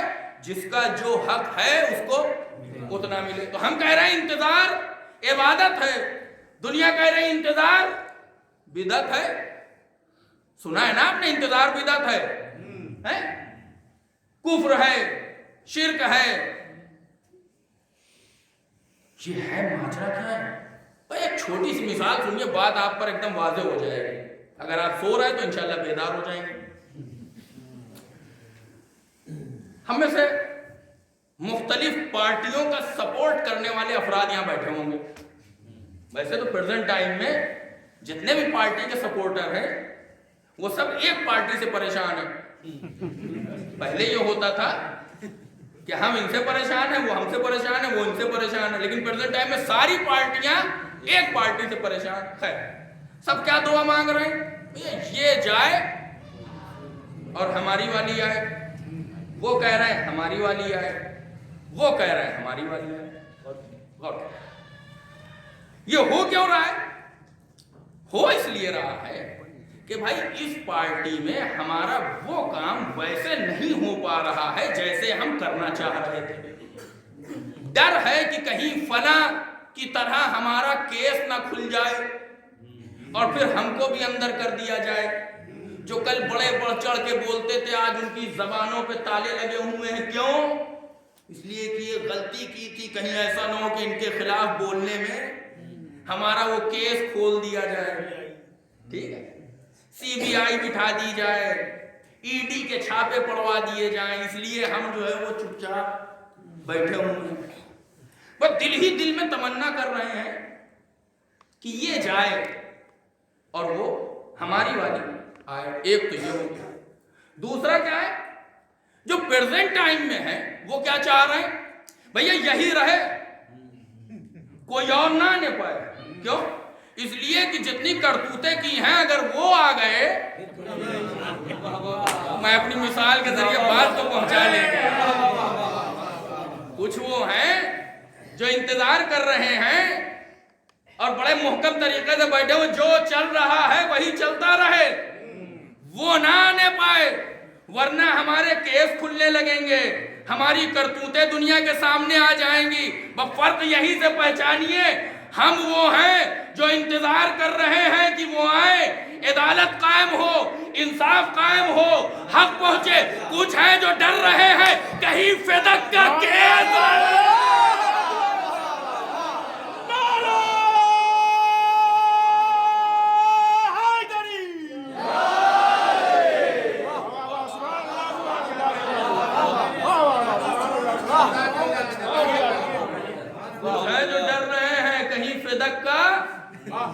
کیس نہ کھل جائے. اس لیے کہ اگر کہیں فدق کا وہ آ گیا اور فدق کا کیس کھل گیا تو صرف مردے نہیں اکھاڑے جائیں گے. کتنوں کو کیا کیا جھیلنا پڑے گا وہ تو میرا امام جانتا ہے، اور جن کو جھیلنا پڑے گا وہ جانیں گے. تو ساری دنیا انتظار کر رہی ہے اس عدالت کا، اکیلے ہم تھوڑی ہے. ہم میں اور دنیا والوں میں ذرا فرق ہے. کاش آپ میری باتوں کو متوجہ ہو کے سن لیجئے ایک دو جملے.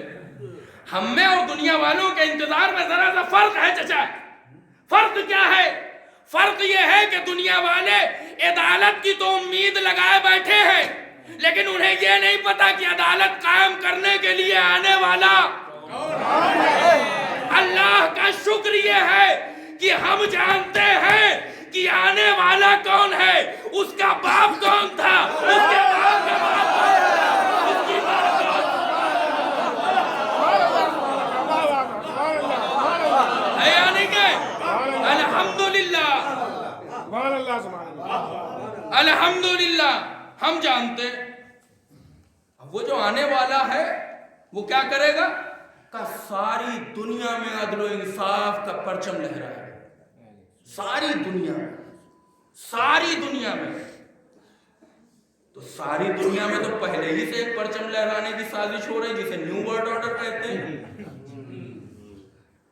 تو وہ آئے گا تو کیا الگ دنیا بنائے گا؟ کہا نہیں، یہ نیو ورلڈ آرڈر والے جو سفیانی کے لشکر میں ہوں گے، یہ ایک مستقل موضوع ہے عزیزوں. سفیانی سے جو جنگ کا مقام روایات میں ذکر کیا گیا جانتے کہاں پہ؟ شامات، شام کا وہ ایریا جہاں پریزنٹ ٹائم میں اسرائیل اور فلسطین ہے. اس کا مطلب یہ ہے کہ سفیانی اگر مان لیجئے کہ نکلے گا تو اس کے پیچھے جو لشکر ہوگا جانتے ہو کون سا ہوگا؟ اسرائیل کا لشکر ہوگا. جو حالات ہیں اس کے ٹائم سے اگر دیکھا جائے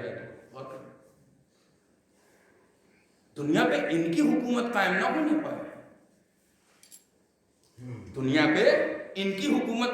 اب دیکھیں میں اپنی بات کو, اپنے گفتگو کے رخ کو ذرا سا موڑ رہا ہوں, اگر آپ تھوڑا سا وقت دے, اگر نہ ہو تو بلا تکلف کہہ دیجیے.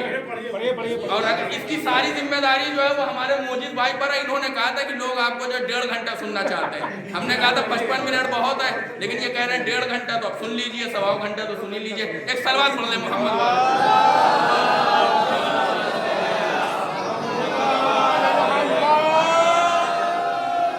سنیے, اس سے پہلے کہ گفتگو مناسبت سے ہٹ جائے, میں چاہتا ہوں واپس مناسبت پہ آ جاؤں. ہم ساری دنیا پر عدل و انصاف کی حکومت قائم کرنے کے لیے جس کا انتظار کر رہے ہیں اسے ہمارا آخری امام کہا جاتا ہے نا, آخری امام کہا جاتا ہے.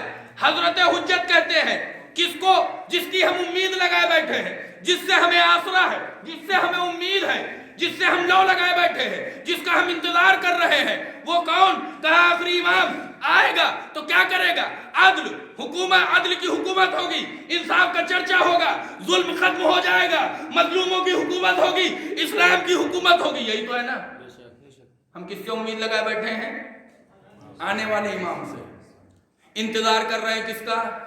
آنے والے امام کا. آنے والا امام کیا کہہ رہا ہے؟ ہم اپنی عدالتوں میں, انصاف میں, قسط و عدل میں جس کو نمونہ مانتے ہیں, آئیڈیل مانتے ہیں, اسے آخری امام کہتے ہیں. اور آخری امام اپنے لیے جس کو اسوہ عمل قرار دیتا ہے اسے حضرت فاطمہ کہتے ہیں. آخری امام جس کی ساری دنیا پر حکومت ہونی ہے, وہ کیا کہہ رہا ہے؟ میری ماں فاطمہ میرے لیے نمونہ عمل ہے. اب تو آؤ اسلام کی طرف. اب تو میں ایک جملہ کہوں, پتہ نہیں آپ کتنی بیداری سے سنیں گے. دنیا کیا کہہ رہی ہے؟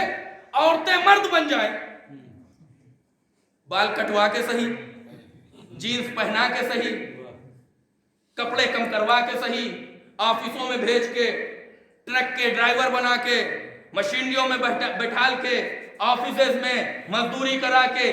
مقصد کیا ہے؟ یہ عورتیں ہیں, یہ بھی انسان ہیں, یہ بھی اسی دنیا میں رہتے ہیں, ان کو بھی حق ہے کہ مرد کے برابر رہے. یہ ہے مساوات, یہ ہے مساوات.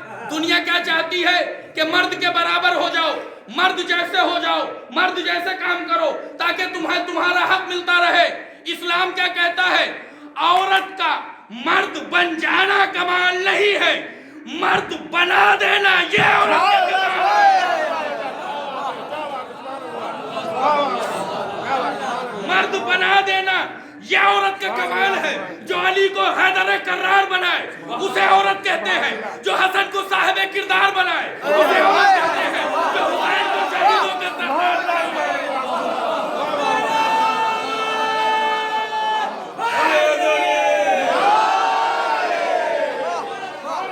اسلام کی عورت تمہارے سمجھ میں آنے والی نہیں ہے.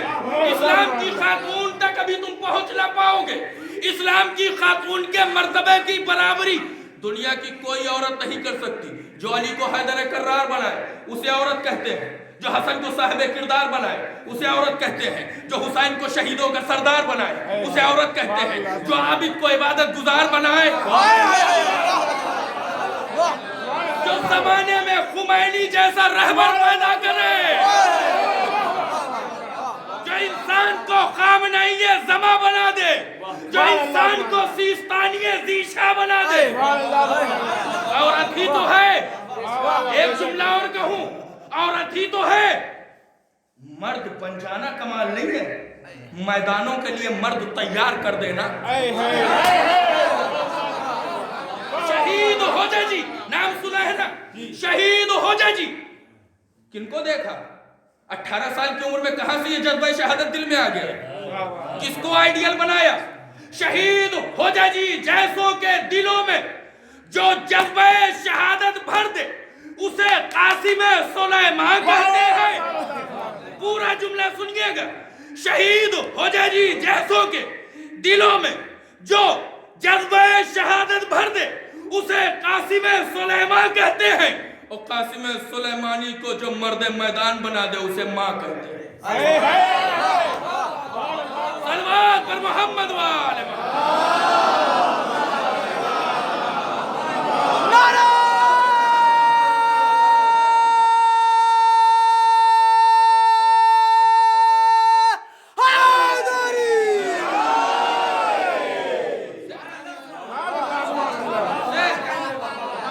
ایک عورت تو سنبھالی نہ گئی, ایک خاتون ہی تو تھی جو دربار میں آئی تھی فدق کا مطالبہ کرنے.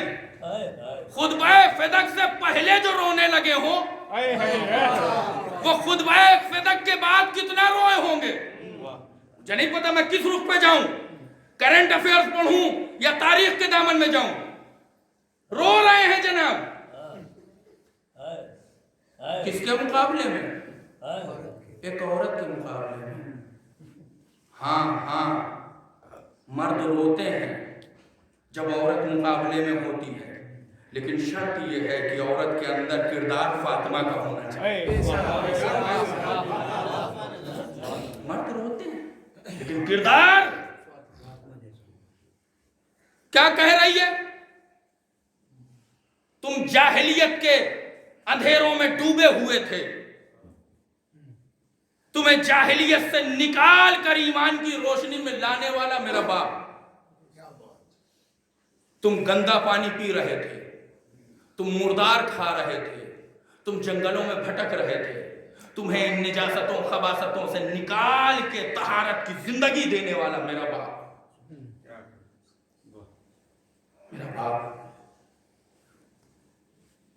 میرا باپ کون؟ کر رحمت للعالمین.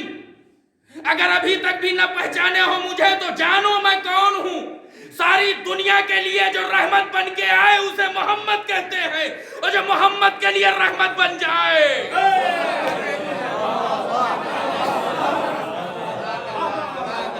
اسلام کی عورتوں کا مقابلہ. یہ مت کہنا کہ حسن اور حسین فاطمہ نے بنائے تو کیا بنائے, وہ تو پہلے ہی سے معصوم تھے. ذرا تاریخ کے اوراق کو پلٹو تو زینب و ام کلثوم اسی عورت کی بنائی ہوئی عورتیں ہیں یا نہیں ہیں؟ وہ معصوم منصوص من اللہ عصمت کبریٰ کے مالک. فہرست امامت میں ان دونوں کا نام تو نہیں ہے, نہیں ہے نا.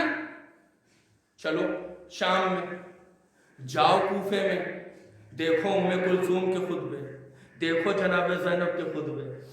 مرد کو سامنے ایک مرد ہے, چہرے ہی سے مرد ہے, عادتیں ساری نامردوں والی. مرد ہوتا تو کربلا میں جاتا, نامردوں کی طرح شام میں چھپا نہیں رہتا. ایسے مرد کے مقابلے میں, ایسے انسان کے مقابلے میں زینب کھڑی بول رہی ہے, تقریر کر رہی ہے. جانتے مجمع, سفیروں کا مجمع, قیدی ہاتھ بندھے ہیں نا, اسیر ہے نا.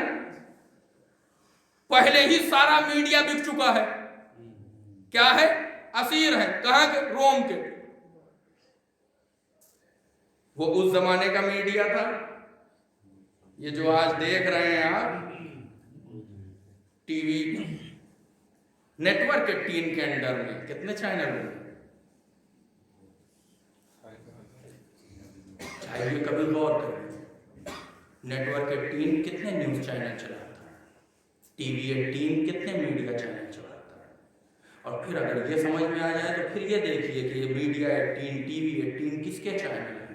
جب وہ آدمی تک پہنچ جاؤ تو پھر یہ دیکھنا کہ میڈیا سے ریلیٹڈ اس کے پاس کتنی کمپنیاں ہیں. ڈیل اس کا ہے, ہیتھوے اس کا ہے, جی ٹی پی ایل اس کا ہے, ٹی وی 18 اس کا ہے, نیٹ ورک 18 اس کا ہے. یہ ایک پیٹرولیم کے انسان کو, ریفائنری کے انسان کو, جو ریفائنری میں بڑا ہی قداور تھا, جس کو پیسے کی کوئی کمی نہیں تھی, اس کو کیا سوجھی کہ یہ میڈیا میں کود آیا. میں پہلے ہی کہہ چکا ہوں. کیوں؟ تاکہ جو ہم دکھائیں وہ دیکھو. میں کس کی بات کر رہا ہوں, میں نام نہیں لینا چاہتا, آپ سمجھ. کون بول رہا ہے؟ ایک عورت بول رہی ہے. اس عورت کی کنڈیشن اور پوزیشن کیا ہے؟ ایک قیدی ہے. اسیر ہے. پہلے ہی میڈیا میں پھیلایا جا چکا ہے. کیا؟ روم کے اسیر ہے. ایک خارجی نے حکومت وقت کے خلاف قیام کیا تھا, اس کے اسیر ہیں. مردوں کا کیا ہوا؟ سب مار دیے گئے. باغی تھے, طاغی تھے, مار دیے گئے, فنا کر دیے گئے. یہ ان کے اسیر ہیں. ان کو ہم اپنی حکومت کا روب و جلال دکھانے کے لیے لائے ہیں, خوشی منانے کے لیے لائے ہیں, تاکہ دنیا دیکھے کہ ہمارے مقابلے میں جو کھڑا ہوگا وہ ایسا ہی اسیر کیا جائے گا, قیدی بنایا جائے گا, اسی طریقے سے ذلیل ہوگا معاذ اللہ. اس طریقے سے ہم اس کو پھرائیں گے ساری دنیا میں. یہ سارا پرچار و پرسار میڈیا کے ذریعے آلریڈی ہو چکا ہے کہ یہ کون ہے. ایسے ماحول میں ایک قیدی جس کا نام زینب ہے, وہ حاکم وقت سے آنکھوں میں آنکھیں ملا کے ایک آواز دے رہی ہے, یبنت طلقہ. اب یہ یبنت طلقہ ہے کیا؟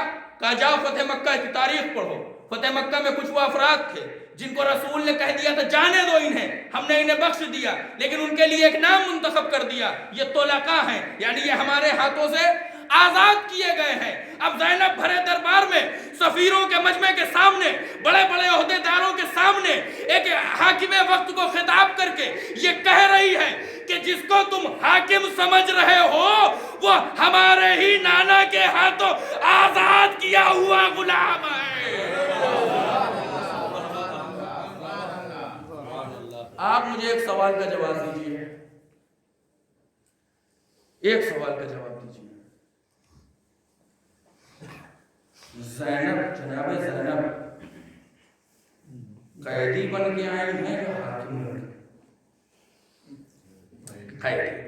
ٹھیک ہے, خدا نہ کرے, خدا نہ کرے ہمارے درمیان کسی کو کسی جرم کی سزا ہو جائے, کسی الزام میں پکڑ لیا جائے, ہاتھ میں ہاتھ کڑی ہو, 4 پولیس والے اگل بگل کھڑے ہوں, سامنے لوگ کھڑے ہوں, آنکھ اٹھا کے بات کرنے کی جرت پیدا کرے؟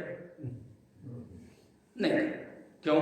شرم, حیا, عزت, آبرو, یہ ساری چیزیں جا چکی. کیوں؟ اس لیے کہ ہم شریف خاندان سے تھے, ہمیں الزام میں پھنسا دیا, ہمیں آج قیدی بنا دیا. لہذا انسان سر اٹھانے کی جرت نہیں کرتا, بولنا تو بہت دور کی بات ہے. جناب زینب اتنے حوصلے کے ساتھ تقریر کر رہی ہیں تو کیسے کر رہی ہیں؟ یہ قیدی سر اٹھانے کی ہمت نہیں کرتا, بولنا تو بہت دور کی بات ہے, وہ بھی جب تعلق ایک شریف خاندان سے. علی کے گھرانے جیسا کوئی شریف خاندان تو ہو نہیں سکتا. تو یہ بول کیسے رہی ہیں اتنے بھرے مجمع میں؟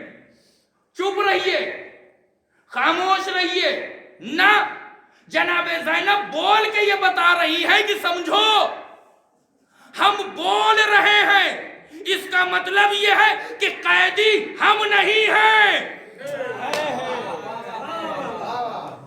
ہم بول رہے ہیں, اس کا مطلب یہ ہے کہ مجرم ہم نہیں ہیں, مجرم وہ ہے جو تخت پہ بیٹھا ہے.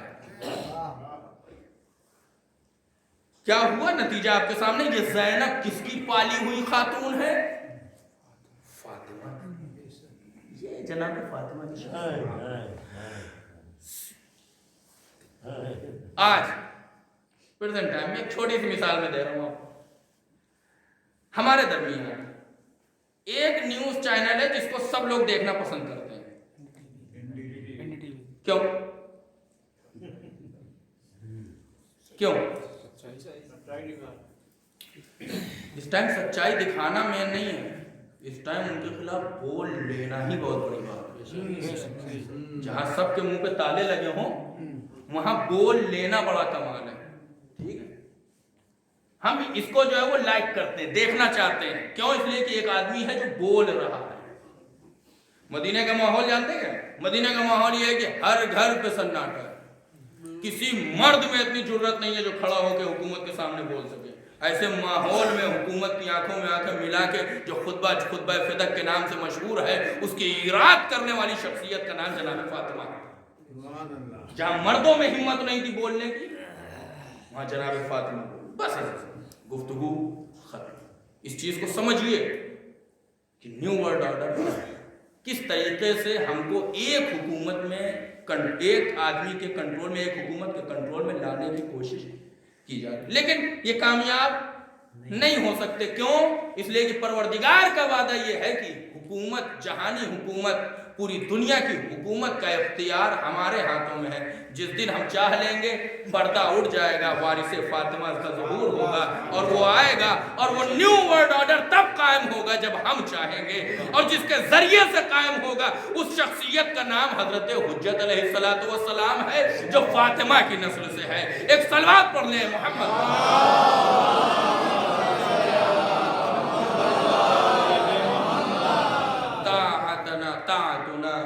نظام للملہ، اگر دنیا کو کوئی نظام چاہیے تو ہماری اطاعت کرو گے تب جا کے صحیح اور حقیقی نظام تک پہنچو گے، اور اگر ہماری امامت سے، ہماری اطاعت سے دور ہو گئے تو تمہارے یہاں فتنہ و فساد ہی ہوں گے، ظلم ہوں گے، بربریت ہوگی، عدل و انصاف۔ جو عدل کل کی زوجہ ہو، مجسمہ عدل و عدالت کی زوجہ ہو، جب اس کے ساتھ عدل و انصاف نہ کیا گیا تو دنیا کا کون بشر آج کی دنیا میں عدل و انصاف کا خواہش نہیں کر سکتا؟ کوئی نہ سوچے کہ ہمارے ساتھ عدالت سے کام کیا، کوئی نہ سوچے کہ ہمارے ساتھ انصاف سے کام کیا۔ ہماری اور آپ کی مثال ان بڑے لوگوں کی نظر میں کیڑے مکوڑوں جیسے، مار دیے جائیں کوئی فرق نہیں، زندہ رہیں تب بھی ان کی کوئی ہے۔ مل کے دعا کریں کہ پروردگار اس سے پہلے کہ ظلم حد سے تجاوز کر جائے، ظلم کے خاتمے کے لیے وارث فاطمہ کو بھیج دیں تاکہ وہ دنیا میں انصاف قائم۔ ہاں عزیزوں، مدینے کے حالات کو سمجھیے کہ حالات کیسے کیسے بد سے بدتر ہوتے ہیں۔ جہاں غدیر کے میدان میں 1.25 لاکھ لوگوں نے علی کے ہاتھ پہ بیعت کی تھی، آج علی شہزادی کونین کو لے کر لوگوں کے دروازوں پر جا رہے ہیں رات کی تاریکی میں، یہ عہد و پیمان لے رہے ہیں کہ صبح ہمارے حق میں گواہی دو، ہمارے ساتھ کھڑے ہو۔ کیا تمہیں فرمان پیغمبر یاد نہیں ہے؟ رات گزرتی ہے، صبح ہوتی ہے، علی اور فاطمہ تنہا انتظار کرتے رہ جاتے ہیں اور کوئی آنے والا نہیں۔ یہ مدینے کی حالت، یہ ہے مدینہ، وہ مدینہ جہاں رسول نے زندگی گزاری، جہاں رسول نے بار بار علی کی عظمت کا اعلان، جہاں بار بار جناب فاطمہ کی اہمیت کو لوگوں کے سامنے پیش کی۔ شخصیت جناب فاطمہ کوئی معمولی شخصیت، لوگوں نے بارہا دیکھا ہے کہ جب بھی فاطمہ داخل ہوتی تھی بزم پیغمبر میں، رسول اپنی جگہ سے اٹھ جاتے تھے۔ لوگوں نے مسلسل کئی مہینوں تک بعض روایات دیکھا ہے کہ رسول جب مسجد سے نماز پڑھ کے نکلتے تھے تو اسی خانہ زہرا پر، دروازہ بطول پر جا کر کہتے تھے السلام علیکم یا اہل بیت۔ کیا یہ منظر لوگوں نے نہیں دیکھا؟ اگر یہ منظر دیکھا ہے تو لوگ کیسے دیکھ رہے ہیں کہ یہ خاتون دروازے کے پیچھے سے یہ آواز لگا رہی ہے کیا تم گھر کو جلا دو گے جس میں حسن اور حسین؟ اور لوگ خاموشی سے دروازوں کی چھڑیوں سے، کھڑکیوں سے یہ منظر دیکھ رہے ہیں، لیکن کسی میں اتنی ہمت نہیں ہے کہ وہ جا کے شہزادی کا دفاع کر۔ ایک اکیلی شہزادی ہے جو محافظ ولایت بنی ہوئی، ایک اکیلی خاتون ہے جو دفاع ولایت کر رہی ہے، اور اس راہ میں دفاع ولایت کے لیے، ولایت کی حفاظت کے لیے اس کے پاس جو کچھ تھا سب کچھ دے دیا۔ میں گنواؤں شہزادی نے دفاع ولایت کے لیے کیا کیا دیا ہے؟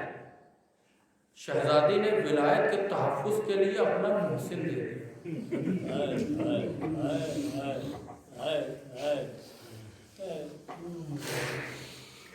یہ معمولی بات نہیں ہے کسی کے شکم میں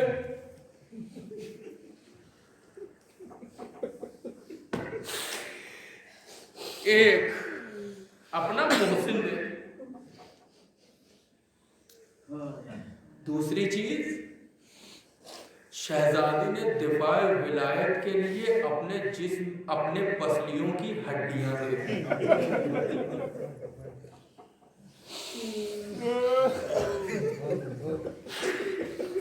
دو. تیسری چیز سنیں گے؟ مجھے نہیں پتا آپ کیسے سنیں گے اور کیسے روئیں گے، مرضی آپ کی ہے، پڑھنا میرا کام. محسن دے دیا دفاع ولایت کی، اپنی پسلیاں قربان کر دی دفاع ولایت کی. تیسری چیز سنیں گے؟ شہزادی نے اپنی جوانی قربان کر دی کس کے لیے؟ ہائے 18 سال کی عمر میں کون خاتون ہے جو عصا کا سہارا لے کے چلتی ہو؟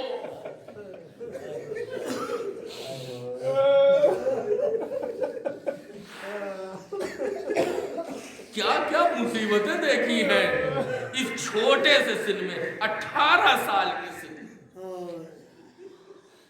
محسن کی شہادت، پسلیوں کا شکستہ ہو جانا، اور اپنی جوانی 18 سال کی عمر میں عصا کے سہارے چلے شہر. دیکھیں الفت، زوجہ کو کتنی الفت. منظر میں نے کہا نا مدینے کا منظر بڑا عجیب ہو چکا ہے. کیا ہے منظر؟ شہزادی کا ایک شکوہ ہے، مولا علی کا ایک شکوہ ہے. شہزادی نے اس کو بیان کیا ہے. شہزادی مولا علی سے کہتی ہے اے علی، میں نے یہ سنا ہے کہ مدینے کے لوگ آپ کو سلام نہیں کرتے.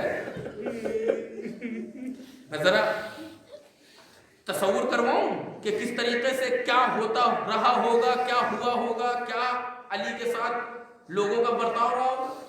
مثال کے طور پر 3-4 افراد یہاں بیٹھے ہوئے، کھڑے ہوئے باتیں کر رہے ہیں مسجد کے دروازے.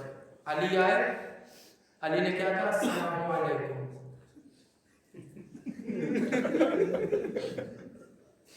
انہوں نے ایک لمحے کے لیے علی کو دیکھا، پھر اپنی باتوں کو شروع ہو گئے. یہ معمولی درد نہیں ہے عزیزوں. علی جیسا امیر کائنات جس کو رسول نے ساری دنیا کے سامنے پہچنوایا ہو، کیا اس کا اتنا حق نہیں تھا کہ لوگ اس کو سلام کر لیتے؟ کیسا ماحول بنا دیا گیا کہ لوگ علی کو سلام نہیں کر رہے ہیں. ایک لیکن بات یہی پہ ختم ہو جاتی تو شہزادی کا شکوہ یہی پہ تمام ہو جاتا. شہزادی کو جواب مل جاتا ہاں لوگ مجھے سلام نہیں کر رہے ہیں. لیکن ہو کیا رہا ہے؟ علی کیا کہہ رہے ہیں؟ شہزادی وہ تو بہت پرانی بات تھی کہ لوگ مجھے سلام نہیں کرتے تھے، اب میں سلام کرتا ہوں اور لوگ میرے سلام کا جواب. شب شہادت ہے عزیزوں. ایک زوجہ کے لیے جب اس نے یہ سنا ہوگا کہ میرے شوہر کے سلام کا کوئی جواب نہیں دیتا، اس کے دل پہ کیا گزر گئی ہوگی؟ سوچ سکتے؟ ہم اور آپ نہیں سوچ سکتے. اس رشتہ زوجیت، دو معصوموں کے رشتہ زوجیت کے بارے میں ہم اور آپ تصور نہیں کر سکتے کہ کتنی الفت رہی ہوگی. شب شہادت ہے، آپ کو تابوت برآمد کرنا ہے. میں چاہتا ہوں ایسا ماحول بن جائے کہ تابوت اس ماحول میں نکلے جس طریقے سے جو پرسہ دینے کا حق ہے اس طریقے سے شہزادی کو پرسہ دینا ہے. سب سے بڑی بات یہ ہے کہ 2 مہینہ 8 دن ہم کیا کہتے تھے؟ اے شہزادی آئیے، حسین کا پرسہ لیجیے، علی اکبر کا پرسہ لیجیے، اونا محمد کا پرسہ لیجیے، زینب کی پیردائی کا پرسہ لیجیے، قاسم کا پرسہ لیجئے، عباس کے بازوؤں کا پرسہ لیجئے، علی اکبر کی جوانی کا پرسہ لیجئے۔ آج کیا کہنا ہے؟ حسین آؤ اپنی ماں کا پرسہ لو، حسن آؤ فاطمہ کا پرسہ لو، اے زینب ام کلثوم اجرکم اللہ۔ شہزادی گھر میں اپنے سارے کام ختم کرنے کے بعد اسما سے کہتی ہیں، اسما میں اپنے حجرہ عبادت میں جا رہی ہوں، جب تک میری تسبیح و تحلیل کی آوازیں آتی رہے سمجھنا میں زندہ ہوں، جب یہ آوازیں آنا بند ہو جائے تو سمجھ لینا میں اس دنیا سے گزر۔ لیکن ابھی میرے بچے آئیں گے، مجھے تلاش کریں گے، اگر میں اس دنیا سے چلی جاؤں تو یہ بات میرے بچوں کو مت بتانا، پہلے انہیں کھانا کھلانا، جب کھانا کھا لے تو یہ بات بتانا، کیونکہ اگر انہیں پہلے یہ پتا چل گیا کہ میری ماں اس دنیا سے چلی گئی تو وہ کھانا نہ کھائیں گے، اور میں یہ چاہتی ہوں کہ میرے بچے بھوکے نہ رہیں۔ ہائے ایک ماں کو کتنا خیال ہے اپنے بچوں کی بھوک اور پیاس کا۔ اے شہزادی، کربلا میں آپ کا کیا عالم رہا ہوگا؟ 3 دن کی بھوک اور پیاس، حسین کے ساتھ ساتھ 6 مہینے کا اصغر بھی پیاسا ہے، 4 سال کی سکینہ بھی۔ بچے آئے، تسبیح و تحلیل کی آوازیں آتی رہی، کچھ دیر بعد تسبیح و تحلیل کی آوازیں آنا بند ہو گئی۔ اس کا مطلب شہزادی اپنے بابا سے جا ملی۔ بچے آئے، اسما سے پوچھا، اسما ہماری ماں کہاں ہے؟ اسما نے کہا، بچوں آؤ پہلے کھانا کھا لو، ہماری ماں کہاں ہے؟ آؤ ذرا سا کھانا کھا لو۔ اے اسما تم بتاتی کیوں نہیں ہماری ماں کہاں ہے؟ کیا تم نے کبھی یہ دیکھا ہے کہ ہم نے بغیر اپنی ماں کے کبھی کھانا؟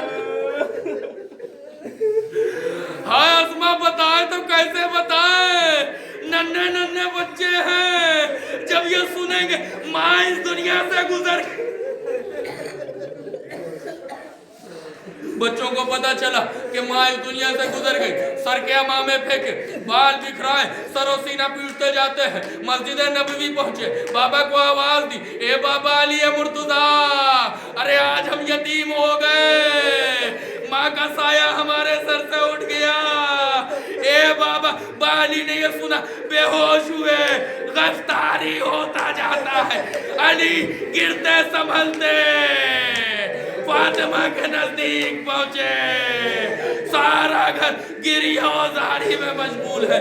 عزیزوں، وصیتیں پہلے ہو چکی ہیں، اے علی تم میرا غسل کرنا، اے علی تم میرا کفن، تم مجھے کفن دینا، اے علی مجھے تم دفن کرنا، اور ایک بات کا خیال رکھنا، میرا غسل بھی رات کی تاریکی میں ہو، میرا کفن بھی رات کی تاریکی میں ہو، میرے دفن کی رسم بھی رات کی تاریکی میں ہو، اور میرے اوپر ظلم کرنے والوں کو شریک نہ کرنا، انہیں میرے جنازے میں شریک نہ ہونے دینا۔ ہائے رحمت للعالمین کی بیٹی، مسلمانوں کے نبی کی بیٹی کتنی تنہا ہے۔ تاریخ کہتی جنازے میں صرف 9-10 افراد تھے جو جنازے میں شریک تھے، کتنی مظلوم ہے یہ بی بی۔ ہاں یہ لیجئے، غسل کا اہتمام ہوا، علی نے پردے کا اہتمام کیا، غسل کے لیے گئے، سلمان پردے کے پیچھے کھڑے ہوئے ہیں، اچانک علی کی ایک چیخ بلند ہوئی، سلمان کہتے ہیں میں نے ایسی چیخ علی کے منہ سے کبھی نہ سنی تھی۔ علی پردے کے باہر آئے، میں نے پوچھا مولا ایسا کیا ہو گیا کہ آپ اس طریقے سے چیخ مار کے روئے؟ کہتے سلمان نہ پوچھ کیا ہو گیا، ارے علی بتا تو دیجئے، اے میرے مولا بتا تو دیجئے، کہا سن نہ سکو گے لیکن اگر اتنا اصرار ہے تو سنو، فاطمہ اس دنیا سے چلی گئی لیکن پہلو بھی شکستہ تھا، یہ مجھے زندگی بھر کوئی شکایت نہ، انہیں یہ دن دیکھنا کرنا نہ پڑتا. یہ لیجیے عزیزوں, جنازہ تیار ہو گیا, تابوت تیار ہو گیا. بچوں سے یہ کہا جا رہا ہے آؤ بچوں مل لو, اماں کا آخری دیدار کر لو. زینب آئی, ام کلثوم آئی, حسن آگے بڑھے, لیکن حسین ہے جو ماں کے پائیں کھڑے ہوئے ہیں, انتظار کر رہے ہیں. بیٹا کیا تم نہ ملنے جاؤ گے؟ کیا ماں کا آخری دیدار نہ کرو گے؟ کیا ماں سے آخری ملاقات نہ کرو گے؟ حسین کہتے جب تک اماں نہ بلائیں گی یہ حسین نہ جائے گا. بس ایک مرتبہ بندے کفن ٹوٹے, ہاتھ برآمد ہوئے, آ میرے حسین میری آغوش میں آ جا. یہ لیجئے تابوت پہنچا قبر کے نزدیک, 2 ہاتھ برآمد ہوئے, لاؤ میری امانت مجھے دے دو. علی نے امانت تو حوالے کی, لیکن ایک جملہ کا, یا رسول اللہ ارے معاف کر دینا, میں آپ کی امانت کا تحفظ نہ کر سکا. پسلیاں ٹوٹی ہیں, سینہ شکستہ ہے, بات سفید ہو.